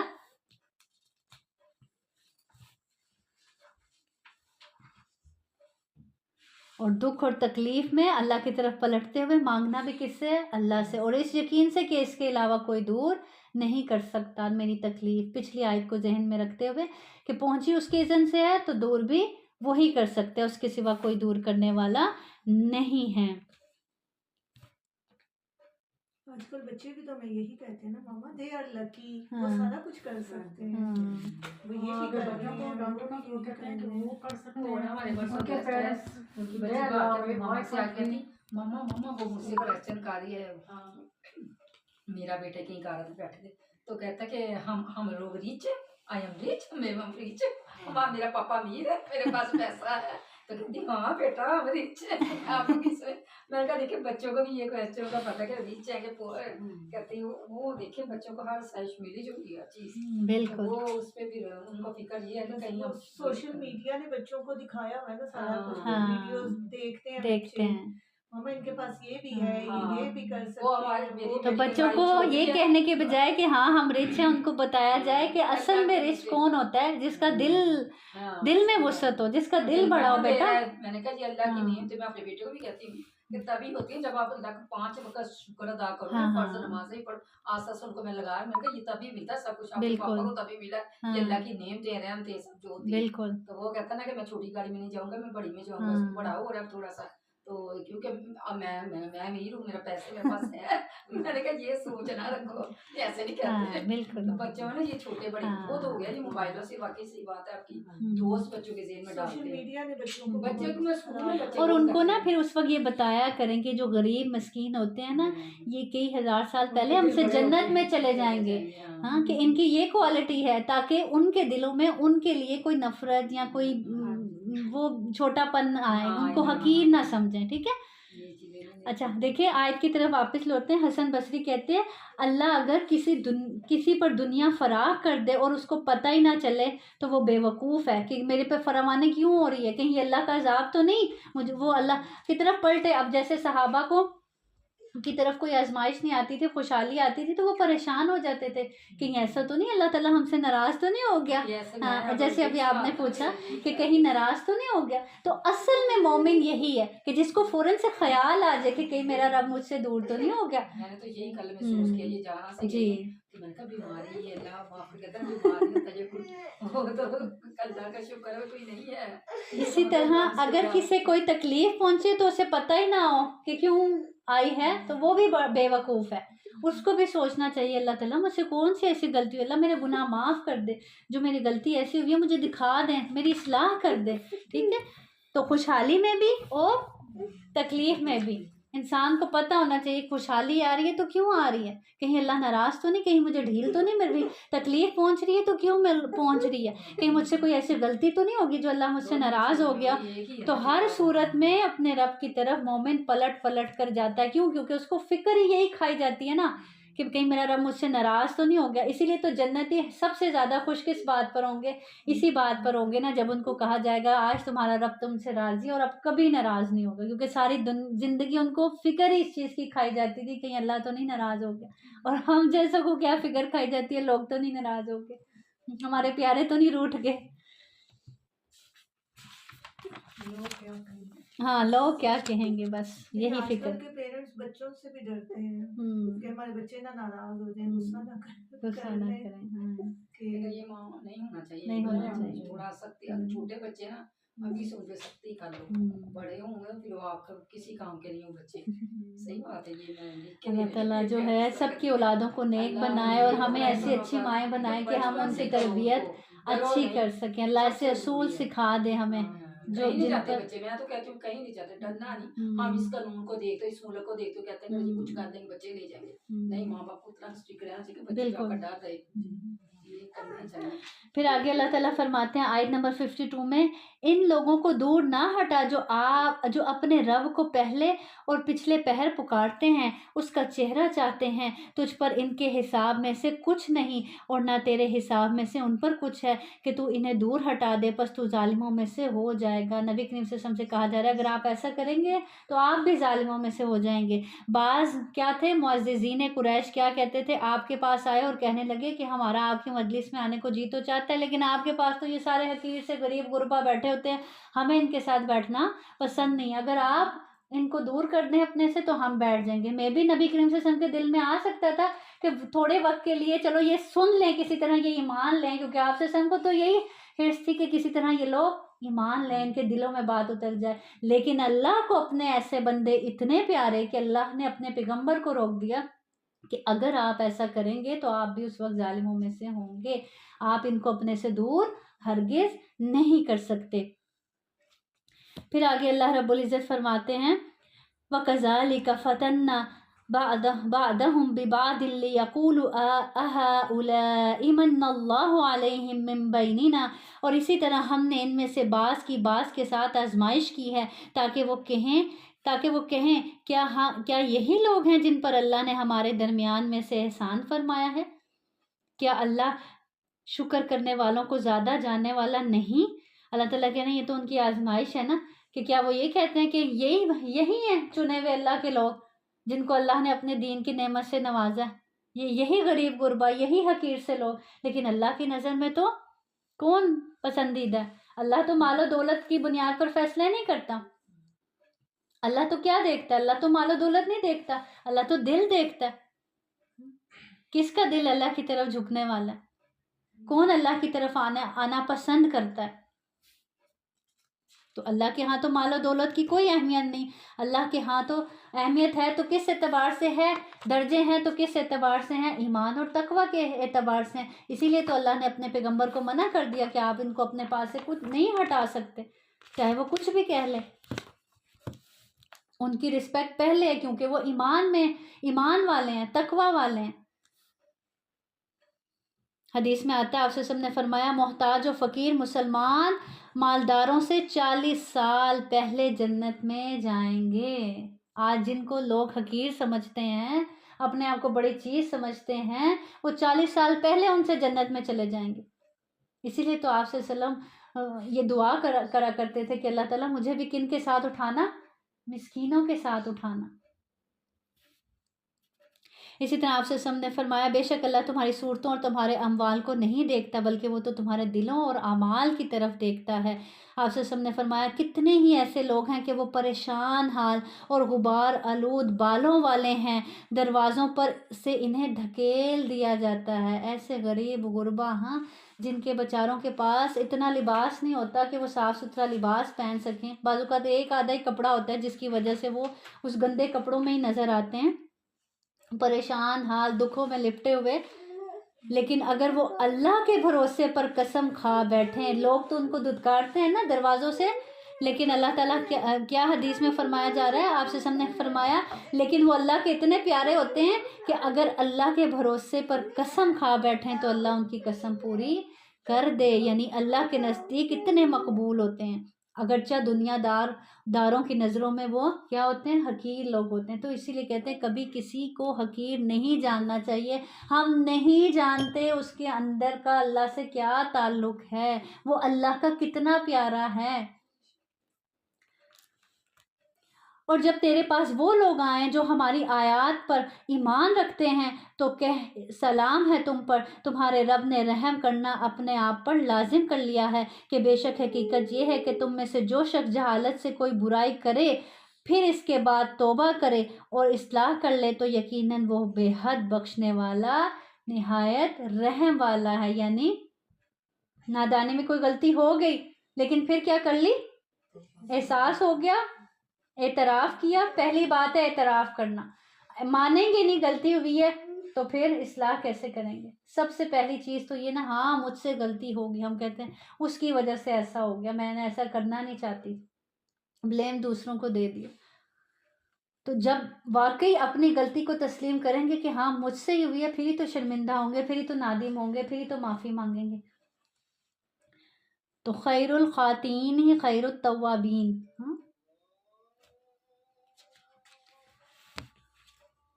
تو بہترین خطا کار کون؟ جو بہترین توبہ کرنے والے ہوتے ہیں۔ تو بعض اوقات توبہ انسان کو کے درجات بلند کر دیتی ہے کہ انسان اتنی اچھی سچی توبہ کرتا ہے کہ اللہ کو اتنا خوش کر دیتا ہے کہ وہ اس کے درجات بلند ہو جاتے ہیں، وہ اللہ کی نظر میں پہلے سے بھی کئی زیادہ پیارا ہو جاتا ہے۔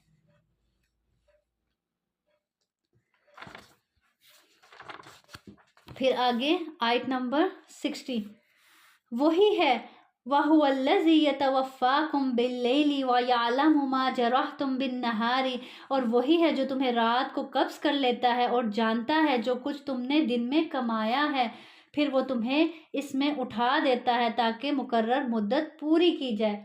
اب کیا اللہ تعالیٰ کہنا ہے وہی ہے جو تمہاری روح رات میں قبض کر لیتا ہے، جب ہم سوتے ہیں ہمارے جسم سے روح نکل جاتی ہے، ٹھیک ہے، پھر وہ تمہیں اس میں اٹھا دیتا ہے، یعنی جس کا وقت ابھی مقرر نہیں آیا، موت کا وقت نہیں آیا، تو اللہ تعالیٰ صبح اس کی روح واپس جسم میں لوٹا دیتے ہیں، اور جس کا وقت آ چکا ہوتا ہے اس کی روح واپس نہیں لوٹائی جاتی۔ کبھی ہم یہ سوچ کے سوئے ہیں؟ ہم تو اگلے کتنے دنوں کی پلاننگ کر رہے ہوتے ہیں، یہ سوچ کے سوئیں تو میں کہتی ہوں کہ پھر وہی صحابی کی طرح سب کو معاف کر کے، سب کے طرف سے اپنے دل کو صاف کر کے، اللہ سے سچی توبہ کر کے، اللہ کا نام لیتے لیتے سوئیں۔ اگر ہمیں یہ بات یاد رہے کہ پتہ نہیں صبح روح واپس لوٹائی جائے گی کہ نہیں، اگر نہ واپس لوٹائے گی تو یہ رات تو میری آخری رات ہے، پھر وہ تمہیں بتائے گا جو کچھ تم کیا کرتے تھے۔ اسی لیے تو دعا سکھائی گئی نا، جب ہم صبح اٹھتے ہیں کون سی دعا پڑھتے ہیں؟ الحمدللہ الذی احیانا بعد ما اماتنا والیہ النشور۔ کیا مطلب ہے؟ شکر اس ذات کا جس نے بعد ما اماتنا، ہماری موت کے بعد دوبارہ سے ہمیں کیا دی؟ زندگی دی، ایک نیا دن، ایک نئی زندگی ملتی ہے، ہر روز ایک نئی زندگی ملتی ہے۔ تو اللہ کا لاکھ کروڑ مرتبہ شکر کر کر اٹھنا چاہیے کہ الحمدللہ ایک اور دن مل گیا، ایک دن کی اور مہلت مل گئی، توبہ کر سکتی ہوں، اللہ کو منا سکتی ہوں، نیک کام کر سکتی ہوں۔ اور جو اس شکر کے ساتھ اٹھے گا اور اس سوچ سے سوئے گا اور اس شکر کے ساتھ اٹھے گا تو وہ دن پھر اپنا کیسا گزارے گا۔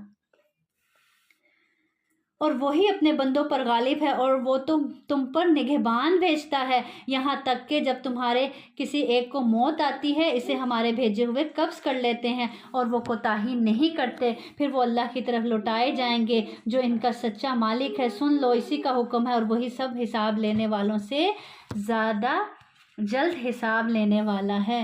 اور وہی ہے جو تم پر نگہبان بھیجتا ہے، یعنی اللہ رب العزت کی رحمت دیکھیں کہ کچھ ایسے فرشتے ہوتے ہیں جو اس نے صرف ہماری حفاظت کے لیے ہی مقرر کیے ہیں۔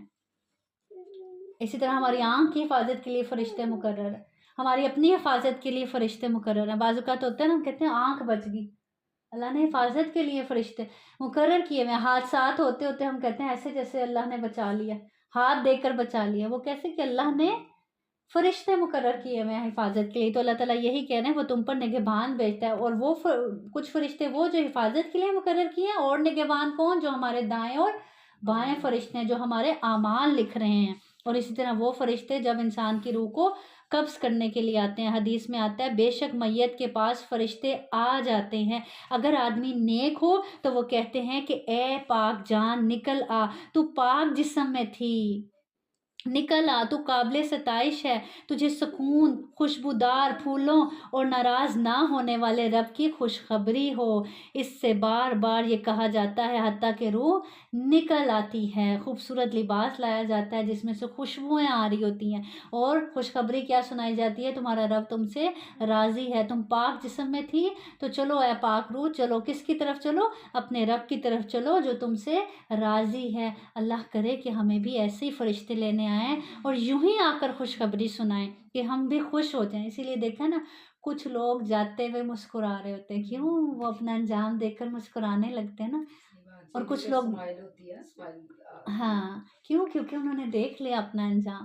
خوشبو والا کفن، پھولوں کی طرح سے سجی ہوئی، ہاں جیسے ایک دلہن کو تیار کر کے لے جایا جاتا ہے نا، وہ دیکھیں خوشبودار پھولوں کی طرح کا کفن ہوتا ہے اس کا. پھر اسے آسمان تک پہنچا دیا جاتا ہے، اس کے لیے دروازے کھلنے لگتے ہیں. پوچھا جاتا ہے کون ہے؟ کہا جاتا ہے جیسے دلہن کو تیار کر کے لایا جاتا ہے نا، دلہن کو دروازہ کھٹکانا نہیں پڑتا، استقبال میں پہلے ہی لوگ کھڑے ہوتے ہیں، دروازہ کھولتے چلے جاتے ہیں. اور وہ کہتے ہیں پاک نفس کو خوش آمدید ہو. فرشتے استقبال کے لیے کھڑے ہیں، دروازہ کھولتے ہیں اور کھولتے ہی کیا کہتے ہیں؟ خوش آمدید، اچھے جسم میں تھی، داخل ہو جا اس حال میں کہ تو قابل ستائش ہے، تجھے آرام، خوشبودار پھول اور ناراض نہ ہونے والے رب کی خوشخبری ہو. ہمیشہ اسے یہی کہا جاتا ہے یہاں تک کہ اسے اس آسمان تک پہنچا دیا جاتا ہے جہاں اللہ تعالیٰ کی ذات گرامی ہے. اور اگر آدمی برا ہو، اب جب وہ آسمانوں تک جاتی ہے نا، سب پوچھتے ہیں یہ کس خوش نصیب کی روح ہے، کس خوش نصیب کی روح ہے. تو وہی نام اس کا وہاں آسمانوں میں پکارا جاتا ہے جو زمین پہ اس کا لیا جاتا ہے. ہم کہتے ہیں نا یہ فلاں ہے، یہ فلاں ہے، وہاں فرشتے اس کا نام لیتے ہیں، یہ فلاں بن فلاں ہے، یہ فلاں بن فلاں کی روح ہے.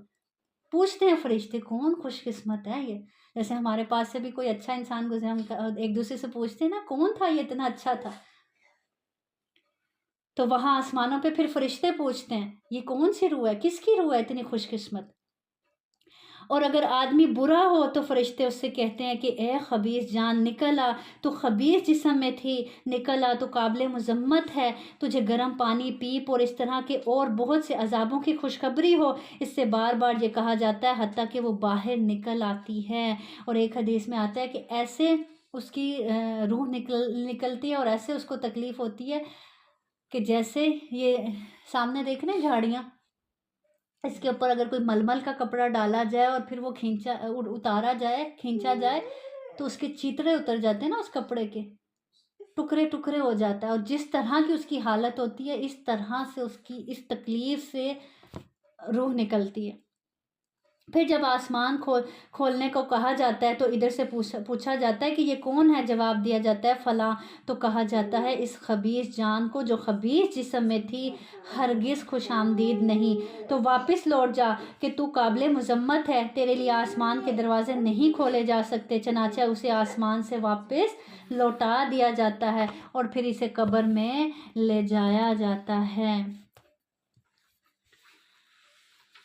تو اللہ سے دعا کرنی چاہیے کہ اللہ رب العزت ہمارا خاتمہ بھی ایمان پر کرے. ہمیں بھی آ کر فرشتے یہی خوشخبری سنائے، اے نفس مطمئنہ چل اپنے رب کی طرف دوڑ، تیرا رب تجھ سے راضی ہے، تو اپنے رب سے راضی ہے. پھر آگے آیت نمبر 63 میں کہہ کون تمہیں خشکی اور سمندر کے اندھیروں سے نجات دیتا ہے؟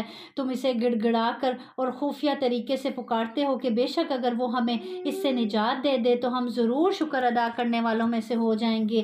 کہہ دے اللہ تمہیں اس سے نجات دیتا ہے اور ہر بے قراری سے پھر تم شریک بناتے ہو.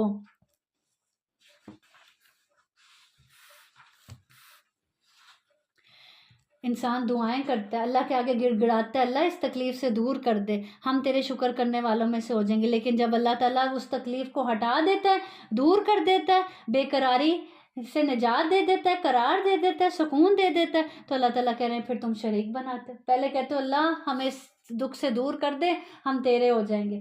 لیکن جب اللہ نے اس دکھ سے دور کر دیا تو اس کا شکر ادا کرنے کے بجائے جس کا پہلے کہہ رہے تھے ہم تیرے شکر گزار بن جائیں گے، کیا کرنے لگتے ہو؟ دوسروں کو کریڈٹ دینے لگ دیتے ہو. فلاں ڈاکٹر کی وجہ سے مجھے یہ، باقاعدہ طور پہ لوگ یہ بھی کہتے ہیں یہ بچہ تو فلاں ڈاکٹر کی وجہ سے ہی مجھے ملا، فلاں پیر کی وجہ سے ملا، وہاں سے دوائی کھائی. اس وقت اللہ تعالیٰ کو بھول ہی جاتے ہو اور سارا کریڈٹ اسباب کو دے دیتے ہو، لوگوں کو دے دیتے ہو. کہہ دیں وہی اس پر قادر ہے کہ تم پر تمہارے اوپر سے عذاب بھیج دے، یا تمہارے پاؤں کے نیچے سے، یا تمہیں مختلف گروہ بنا کر گتھم گتھا کر دے اور تمہارے باز کو باز کی لڑائی کا مزہ چکھائے. دیکھ ہم کیسے آیات کو پھیر پھیر کر بیان کرتے ہیں تاکہ وہ سمجھیں. اللہ تعالیٰ کہہ رہے ہیں تمہیں ڈر نہیں لگتا، خوف نہیں آتا ایسی باتیں منہ سے نکالتے ہوئے، اللہ کے ساتھ شیئر کرتے ہوئے کہ وہی اللہ ہے، وہ قادر ہے اس بات پر کہ تمہیں اوپر سے عذاب بھیج دے. اوپر سے عذاب کیسے آ سکتا ہے؟ آسمان سے عذاب، بارش کی صورت میں، طوفان کی صورت میں، اور زمین سے زلزلوں کی صورت میں، زمین میں دھنسا دینے کی صورت میں، یا تمہیں مختلف گروہ بنا کر آپس میں لڑا دے. اور دیکھو آج کیا ہو رہا ہے، گروہ بندیاں ہوں گی اور گروہ آپس میں لڑ رہے ہیں. پھر آپس میں لڑائی، چاہے پھر وہ گھر میں ہے، اداروں میں ہے، معاشرے میں ہے. تو یہ کیا ہے؟ اللہ کے عذاب ہیں. لیکن کون ہم میں سے ان عذابوں کو عذاب سمجھتا ہے؟ ہمارے لیے تو وہ قصے کہانیاں بن جاتے ہیں، انٹرٹینمنٹ بن جاتی ہے. ہمیں ایک موقع مل جاتا ہے ڈسکس کرنے کا، ہاں کہ یہ طوفانوں کو ڈسکس کیا جا رہا ہے، سیلابوں کو ڈسکس کیا جا رہا ہے. اور کس کی اس وقت یہ توجہ جاتی ہے کہ یہ استغفار کا وقت ہے، رب کو منانے کا وقت ہے، رب کی طرف لوٹے جانے کا وقت ہے. پھر آیت نمبر 68 میں، اور جب تو ان لوگوں کو دیکھے جو تو ہماری آیات کے بارے میں فضول بحث کرتے ہیں تو ان سے کنارہ کر، یہاں تک کہ وہ اس کے علاوہ بعد میں مشغول ہو جائیں. اور اگر کبھی شیطان تجھے ضرور ہی بھلا دے تو یاد آنے کے بعد ایسے ظالم لوگوں کے ساتھ نہ بیٹھو. یعنی جہاں اللہ کی آیات پر بحث مباحثہ ہو رہا ہو، اللہ کی آیات کا مذاق اڑایا جا رہا ہو، اس کے لیے کیا حکم دیا جا رہا ہے؟ کہ وہاں سے کنارہ کشی کر لیا جائے، وہاں سے اٹھ جایا جائے. اور اگر شیطان تمہیں بھلا دے اور جب بیٹھے رہ جاؤ تم، لیکن پھر جب یاد آئے تب وہ مجلس فوراً چھوڑ دینی چاہیے. حدیث میں آتا ہے آپ سے سب نے فرمایا جس نے علم اس لیے سیکھا کہ علماء کے سامنے فخر کرے اور بے وقوفوں سے بحثیں کر سکے. اکثر لوگ کہتے ہیں نا علم پتہ ہونا چاہیے سب بات کا تاکہ بندہ کسی سے بات کرنے کے قابل ہوتا ہے. تو اکثر لوگ اسی لیے دین کا علم بھی اسی لیے سیکھتے ہیں. حالانکہ دین کا علم تو کس لیے سیکھنا ہے؟ اپنے آپ کو کی اصلاح کے لیے، آگے لوگوں کی اصلاح کے لیے، اس کو آگے پہنچانے کے لیے.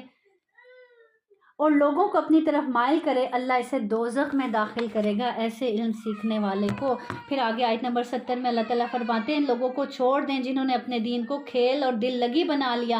انہیں دنیا کی زندگی نے دھوکہ دیا، اور اس کے ساتھ نصیحت کر کہ کہیں کوئی جان اس کے بدلے ہلاکت میں نہ ڈال دی جائے جو اس نے کمایا. اس کے لیے اللہ کے سوا نہ کوئی مددگار ہو اور نہ کوئی سفارش کرنے والا. اور اگر وہ فدیہ دے، ہر فدیہ تو اس سے نہ لیا جائے گا. آج وقت ہے کہ انسان سنبھل جائے، اس کھیل تماشے کو دھوکہ سمجھ لے. آج ہم اس کو دھوکہ نہیں سمجھتے، اسی لیے تو اس میں کھوئے ہوئے ہیں. کیوں؟ کیونکہ اس روز اللہ تعالیٰ کہہ رہے ہیں نہ کوئی مددگار ہوگا، نہ کوئی سفارش کرنے والا ہوگا، اور نہ کسی کی سفارش قبول کی جائے گی، اور نہ تم سے کوئی فدیہ لے کے تمہاری جان کو چھوڑا جائے گا. یہی لوگ ہیں جو ہلاکت کے سپرد کیے گئے. ان کے بدلے جو انہوں نے کمایا اس دنیا میں رہتے ہوئے، اپنے ہاتھوں سے خود اپنے لیے ہلاکت کمائی، جہنم کمائی. ان کے لیے گرم پانی سے پینا اور دردناک عذاب ہے، اس وجہ سے کہ وہ کفر کرتے تھے، انکار کرتے تھے اللہ کی آیات کا. پھر آگے آیت نمبر 74 میں حضرت ابراہیم علیہ السلام کا ذکر ہے کہ انہوں نے اپنے باپ آزر سے کہا کیا تو بتوں کو معبود بناتا ہے؟ بے شک میں تجھے اور تیری قوم کو کھلی گمراہی میں دیکھتا ہوں. اور اسی طرح ہم ابراہیم علیہ السلام کو آسمانوں اور زمین کی عظمت سلطنت دکھاتے تھے تاکہ وہ کامل یقین والوں میں سے ہو جائیں. تو جب اس پر رات چھا گئی تو اس نے ایک ستارہ دیکھا، کہنے لگا یہ میرا رب ہے. پھر جب وہ غروب ہو گیا تو اس نے کہا میں غروب ہونے والوں سے محبت نہیں کرتا. پھر جب اس نے چاند کو چمکتا ہوا دیکھا، کہا یہ میرا رب ہے. پھر جب وہ غروب ہو گیا تو اس نے کہا یقیناً اگر میرے रब ने मुझे हदायत ना दी तो यकीनन मैं ज़रूर गुमराह लोगों में से हो जाऊंगा। फिर जब इसने सूरज चमकता हुआ देखा, कहा ये मेरा रब है, ये सबसे बड़ा है। फिर जब वो ग़ुरूब हो गया, कहने लगा, ऐ मेरी कौम, बेशक मैं इससे बरी हूँ जो तुम शरीक बनाते हो। क्या हज़रत इब्राहीम अलैहिस्सलाम जानते ना थे कि रब कौन है? जानते थे। ये एक कौम को उजागर करने का तरीका था, उनकी इस्लाह का, एक तबलीग का तरीका था कि उन्हीं से खुद ही सवाल खुद ही जवाब, क्योंकि इनकी कौम इन चीज़ों की क्या करती थी? पूजा करती थी। तो इनको जगाने के लिए, इनको होश में लाने के लिए इन्होंने ये तरीका अपनाया। बेशक मैंने अपना चेहरा, फिर आखिर में क्या कहते हैं, बेशक मैंने तो अपना चेहरा उसकी तरफ मुतवज्जा कर लिया है जो इन सब चीज़ों को, यानी आसमान और ज़मीन को पैदा करने वाला है, एक अल्लाह की तरफ होकर, और मुशरिकों में से नहीं हूँ। फिर उसके बाद आगे आयत नंबर 87 में अल्लाह ताला फरमाते हैं, ववहबना लहू इसहाक व याकूब कुल्लन हदैना, और हमने इसे इसहाक और याकूब अता किए, इन सब को हदायत दी, और इससे पहले नूह को हदायत दी, और इसकी औलाद में से दाऊद और सुलेमान और अयूब और यूसुफ और मूसा और हारून को, और इसी तरह हम नेकी करने वालों को जज़ा देते हैं। और ज़करिया और याहया और ईसा और इलियास को, ये सब नेक लोगों में से थे, और इस्माइल और अलियसा और यूनस और लूत को, और इन सब को जहानों वालों पर फजीलत दी, और इनके बाप दादा और इनकी औलादों और इनके भाइयों में से बास को भी, और हमने इन्हें चुना और इन्हें सीधे रास्ते की तरफ हदायत दी। ये सब इब्राहीम अलैहिस्सलाम की औलाद से थे, एक के बाद एक इनकी नस्ल से पैगंबर आए। अगर हम भी अपनी नस्ल को ऐसा चाहते हैं कि हमारी नस्ल भी ऐसी नेकोकार हो कि नेकों में से नेक जन्म लें, फिर नेकों में से नेक जन्म लें, ऐसी नेक नस्लें जन्म लें, तो हमें भी हज़रत इब्राहीम अलैहिस्सलाम की तरह अल्लाह के साथ क्या होना पड़ेगा? हनीफा, यकसू होना पड़ेगा, कि अल्लाह और हमारे दरमियान कोई तीसरी चीज़ हाइल ना हो, अल्लाह और उसके हुक्म के दरमियान अमल करने में कोई दुनियावी रुकावट ना आए, और हमें अपनी नीयत को हज़रत इब्राहीम अलैहिस्सलाम की तरह खालिस करना पड़ेगा, और उन्हीं की तरह अपनी औलादों के लिए सच्चे दिल से दुआएं करनी पड़ेंगी, और फिर किसी भी आजमाइश में अल्लाह का रास्ता नहीं छोड़ना। ये सब काम किए थे ना इब्राहीम अलैहिस्सलाम ने। तो देखें अल्लाह रब्बुल इज़्ज़त ने कैसा उनको बदला दिया कि फिर आगे सारे पैगंबर किसकी नस्ल से आए? इन्हीं की नस्ल से आए। फिर आगे अल्लाह ताला कहते हैं, वमा क़दरुल्लाह हक़्क़ क़द्रिही, आयत नंबर 91 में, और उन्होंने अल्लाह की कदर ही ना की जैसा कि कदर करने का हक था। इतनी नेमतें अल्लाह ताला शिकवा कर रहे हैं ना, देखें कितनी नेमतें उसने हमें दी, और सबसे बड़ी नेमत इस कुरान की दी, हमें मुसलमान घरानों में पैदा किया, फिर 100 तरह की नेमतों से नवाजा, ज़मीन और आसमान को हमारे लिए बनाया। इस सूरत में कायनात पर भी गौर व फिक्र करवाया गया है ना। तो अल्लाह ताला कह रहे हैं, माँ क़दरुल्लाह हक़्क़ क़द्री, तुमने अपने रब की वैसी कदर ही ना की जैसा कि कदर करने का हक था, तुमने उसको वैसा रब माना ही नहीं जैसा माने जाने का हक था। तो हमें क्या करनी है? अपने रब की कदर करनी है, उसका हक अदा करने की कोशिश करनी है। फिर आगे आयत नंबर 92 में अल्लाह ताला कहते हैं, और ये एक किताब है, हमने इसे नाजिल किया, बड़ी बरकत वाली है, इसकी तस्दीक करने वाली जो इससे पहले है, ताकि तू बस्तियों के मरकज़ और इसके इर्द गिर्द लोगों को डराए, और जो लोग आखिरत पर ईमान रखते हैं वो इस पर ईमान लाते हैं, और वो अपनी नमाज की हिफाजत करते हैं। और इससे ज़्यादा जालिम कौन है जो अल्लाह पर झूठ बांधे, या ये कहे मेरी तरफ वही की गई है, हालांकि इसकी तरफ कोई चीज़ वही नहीं की गई, और जो कहे मैं भी ज़रूर इस जैसा नाजिल करूँगा जो अल्लाह ने नाजिल किया है। और काश तू देखे जब जालिम लोग मौत की सख्तियों में होते हैं और फरिश्ते अपने हाथ फैलाए हुए होते हैं, निकालो अपनी जानें। ये जैसे पीछे मंजर खींचा बताया ना आपको हदीस में कि किस तरह उनकी रूह को लेने आते हैं, ये उन्हीं काफरों की रूह का निकलने का मंजर खींचा जा रहा है। जब तुम्हें ज़िल्लत का अजाब दिया जाएगा इसके बदले जो तुम अल्लाह पर नाहक बातें कहते थे और तुम इसकी आयतों से तकब्बुर करते थे। अजाब कहाँ दिया जाएगा? बरज़ख में, यानी कब्र में। फिर आगे अल्लाह ताला फरमाते हैं आयत नंबर 95 में, बेशक अल्लाह दाने और गुठलियों को फाड़ने वाला है, वो ज़िंदा को मुर्दा से निकालता है और मुर्दा को ज़िंदा से निकालने वाला है, यही अल्लाह है। फिर तुम कहाँ बहकाए जाते हो? देखो तो सही तुम्हारा रब किस तरह गुठली से पौधा निकाल देता है फाड़ के। आप ज़मीन पर बीज डालते हैं, उसको बंद करते हैं, ऊपर से मिट्टी डाल देते हैं, लेकिन वो कैसे वो एक नन्हा सा बीज वो मिट्टी फाड़ कर बाहर निकल आता है। तो अल्लाह ताला कह रहे हैं देखो तो सही है, तुम वो करते हो, तुम तो बीज बोते हो, कौन उसको निकाल के फाड़ के बाहर निकालते? ये तुम्हारा रब है, तुम पहचानो इन चीज़ों के ज़रिए से उसको, तुम किधर फिरे जाते हो, बेशक अल्लाह। फिर आगे अल्लाह ताला फरमाते हैं आयत नंबर 99 में, और वही है जिसने आसमानों से पानी उतारा तो हमने इसके साथ हर चीज़ की अंगूरी निकाली, फिर हमने इससे सब्ज़ खेती निकाली जिसमें से हम तय बतय चढ़े हुए दाने निकालते हैं, और खजूर के दरख्तों से इनके घाबे में से झुके हुए खोशे हैं, और अंगूरों और जैतूनों और अनार के बागात मिलते जुलते और ना मिलने जुलने वाले। इसके फल की तरफ देखो जब वो फल लाए, और इसके पकने की तरफ देखो। सुभान अल्लाह, पहले बीज की तरफ गौर के दिलाया गया, फिर अल्लाह ताला कह रहे हैं जब फल पक रहे होते हैं उस वक्त को भी देखो, जब पूरा दरख्त बन जाता है फिर उस पर फल लगना शुरू होते हैं, पहले फूल बनता है, फिर वो फूल से किस तरह खट्टे फल, फिर उसके अंदर आहिस्ता आहिस्ता मिठास आती है, और फिर वो पूरा अपना जायका ले लेता है। और फिर ये गौर करो कि मिट्टी का टेस्ट एक ही है, ठीक है, पानी का टेस्ट एक ही है। आप मिट्टी में बीज डालते हैं और बीज का अपना कोई टेस्ट नहीं होता, हाँ, और फिर जब मिट्टी में पानी डालते हैं, पानी का भी कोई टेस्ट नहीं है, पानी का भी एक ही टेस्ट है। फिर उस फल के पकने के अमल को देखो कि उस हर फल को उसका जायका कौन देता है। पहचानो इन चीज़ों के ज़रिए, इन चीज़ों पे गौर व फिक्र करके अपने रब को पहचानो। अल्लाह ताला फरमाते हैं आयत नंबर 101 में, वो आसमानों और ज़मीन का मौजूद है, उसकी औलाद कैसे होगी जो ये सब बनाने वाला है। औलाद तो उसको चाहिए होती है जिसको सहारे की ज़रूरत हो, जो मोहताज हो, तो अल्लाह को क्या ज़रूरत, अल्लाह तो इन सब चीज़ों को पैदा करने वाला है।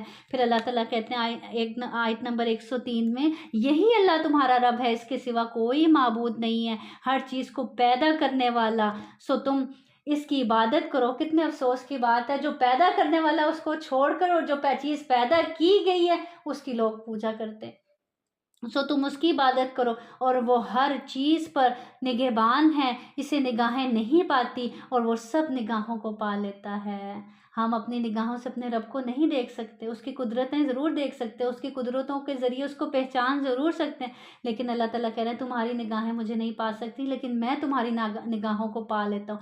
पीछे पढ़ा था ना कि नबी करीम सल्लल्लाहु अलैहि वसल्लम आसमान की तरफ देखते थे, अल्लाह ने निगाहें पहचान ली। क्यों देख रहे हैं बार बार आसमान की तरफ, निगाहें क्या चाह रही हैं, क्या चाह रही थी, बैतुल्लाह किबला चाह रही थी ना कि दोबारा उसकी तरफ रुख कर लें। तो अल्लाह ताला कहते हैं अल्लाह तुम्हारी निगाहों को पा लेता है, और फिर निगाहें कहाँ किस वक्त क्या काम कर रही हैं अल्लाह को सब पता है। फिर आखिर में अल्लाह ताला कहते हैं आयत नंबर 108 में, और इन्हें गाली ना दो जिन्हें ये लोग अल्लाह के सिवा पुकारते हैं, बस वो ज्यादती करते हुए कुछ जाने बगैर अल्लाह को गाली दे देंगे। क्यों? क्योंकि अगर तुम उनके माबूदों को गाली दोगे तो वो तुम्हारे माबूद, और तुम्हारा माबूद कौन है? अल्लाह रब्बुल इज़्ज़त है। तो वो ना जानते हुए फिर किसको गाली दे देंगे? अल्लाह को, तुम्हारे माबूद को। इसी तरह हमने हर उम्मत के लिए इसका अमल मुज़य्यन कर दिया है, फिर इनके रब ही की तरफ इनका लौटना है, तो वो इन्हें बताएगा जो वो कुछ किया करते थे।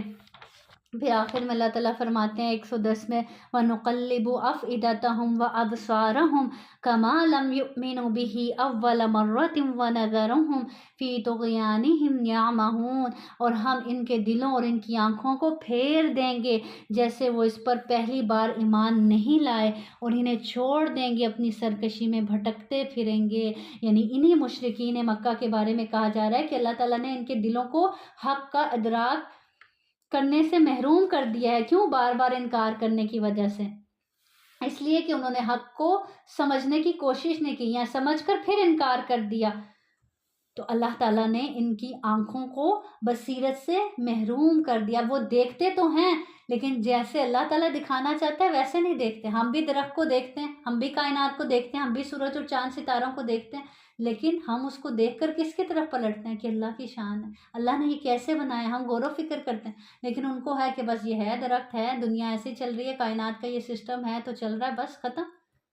लेकिन मोमिन को अल्लाह क्या देता है? फिर बसीरत की निगाह देता है। तो कुरान पढ़ने से पहले और कुरान पढ़कर फिर फ़र्क पता चलता है ना अपनी निगाह का, कि पहले हम और अंदाज से चीज़ों को देखते हैं, लेकिन कुरान हमें बसीरत की निगाह देता है, और फिर जो कुरान हमें निगाह देता है फिर हम उस एंगल से अल्लाह की कायनात को देखते हैं।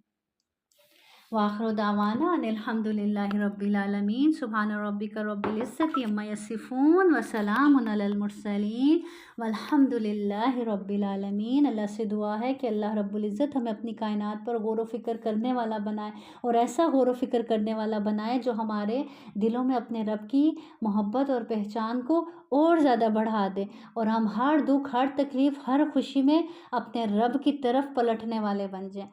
سبحانک اللہم و بحمدک اشہد ان لا الہ الا انت استغفرک و اتوب الیک۔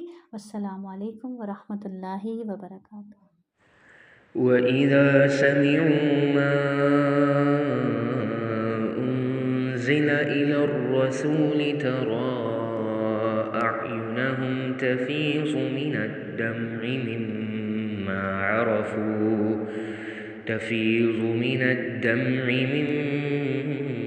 عَرَفُوا مِنَ الْحَقِّ يَقُولُونَ رَبَّنَا آمَنَّا فاكتبنا مع الشاهدين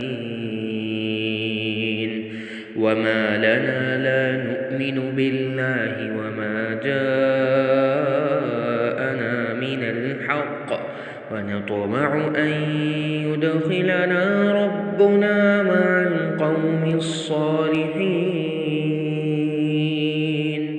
فأثابهم الله بما قالوا جنات تجري من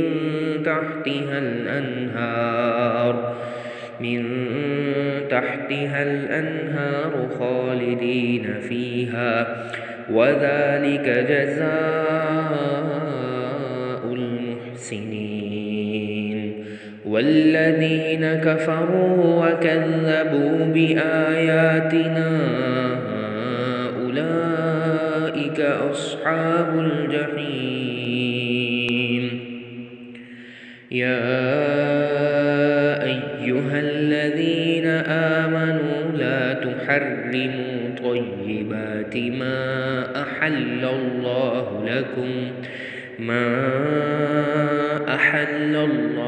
لكم ولا تعتدوا إن الله لا يحب المعتدين وكلوا مما رزقكم الله حلالا طيبا واتقوا الله الذي أنتم به مؤمنون لا يؤاخذكم الله باللغو في أيمانكم ولكن يؤاخذكم بما عقدتم الأيمان فكفارته إطعام 10 مساكين من أوسط ما تطعمون أهليكم أو كسوتهم أو تحرير رقبة فمن لم يجد فصيام 3 أيام ذلك كفارة أيمانكم إذا حلفتم واحفظوا أيمانكم كذلك يبين الله لكم آياته لعلكم تشكرون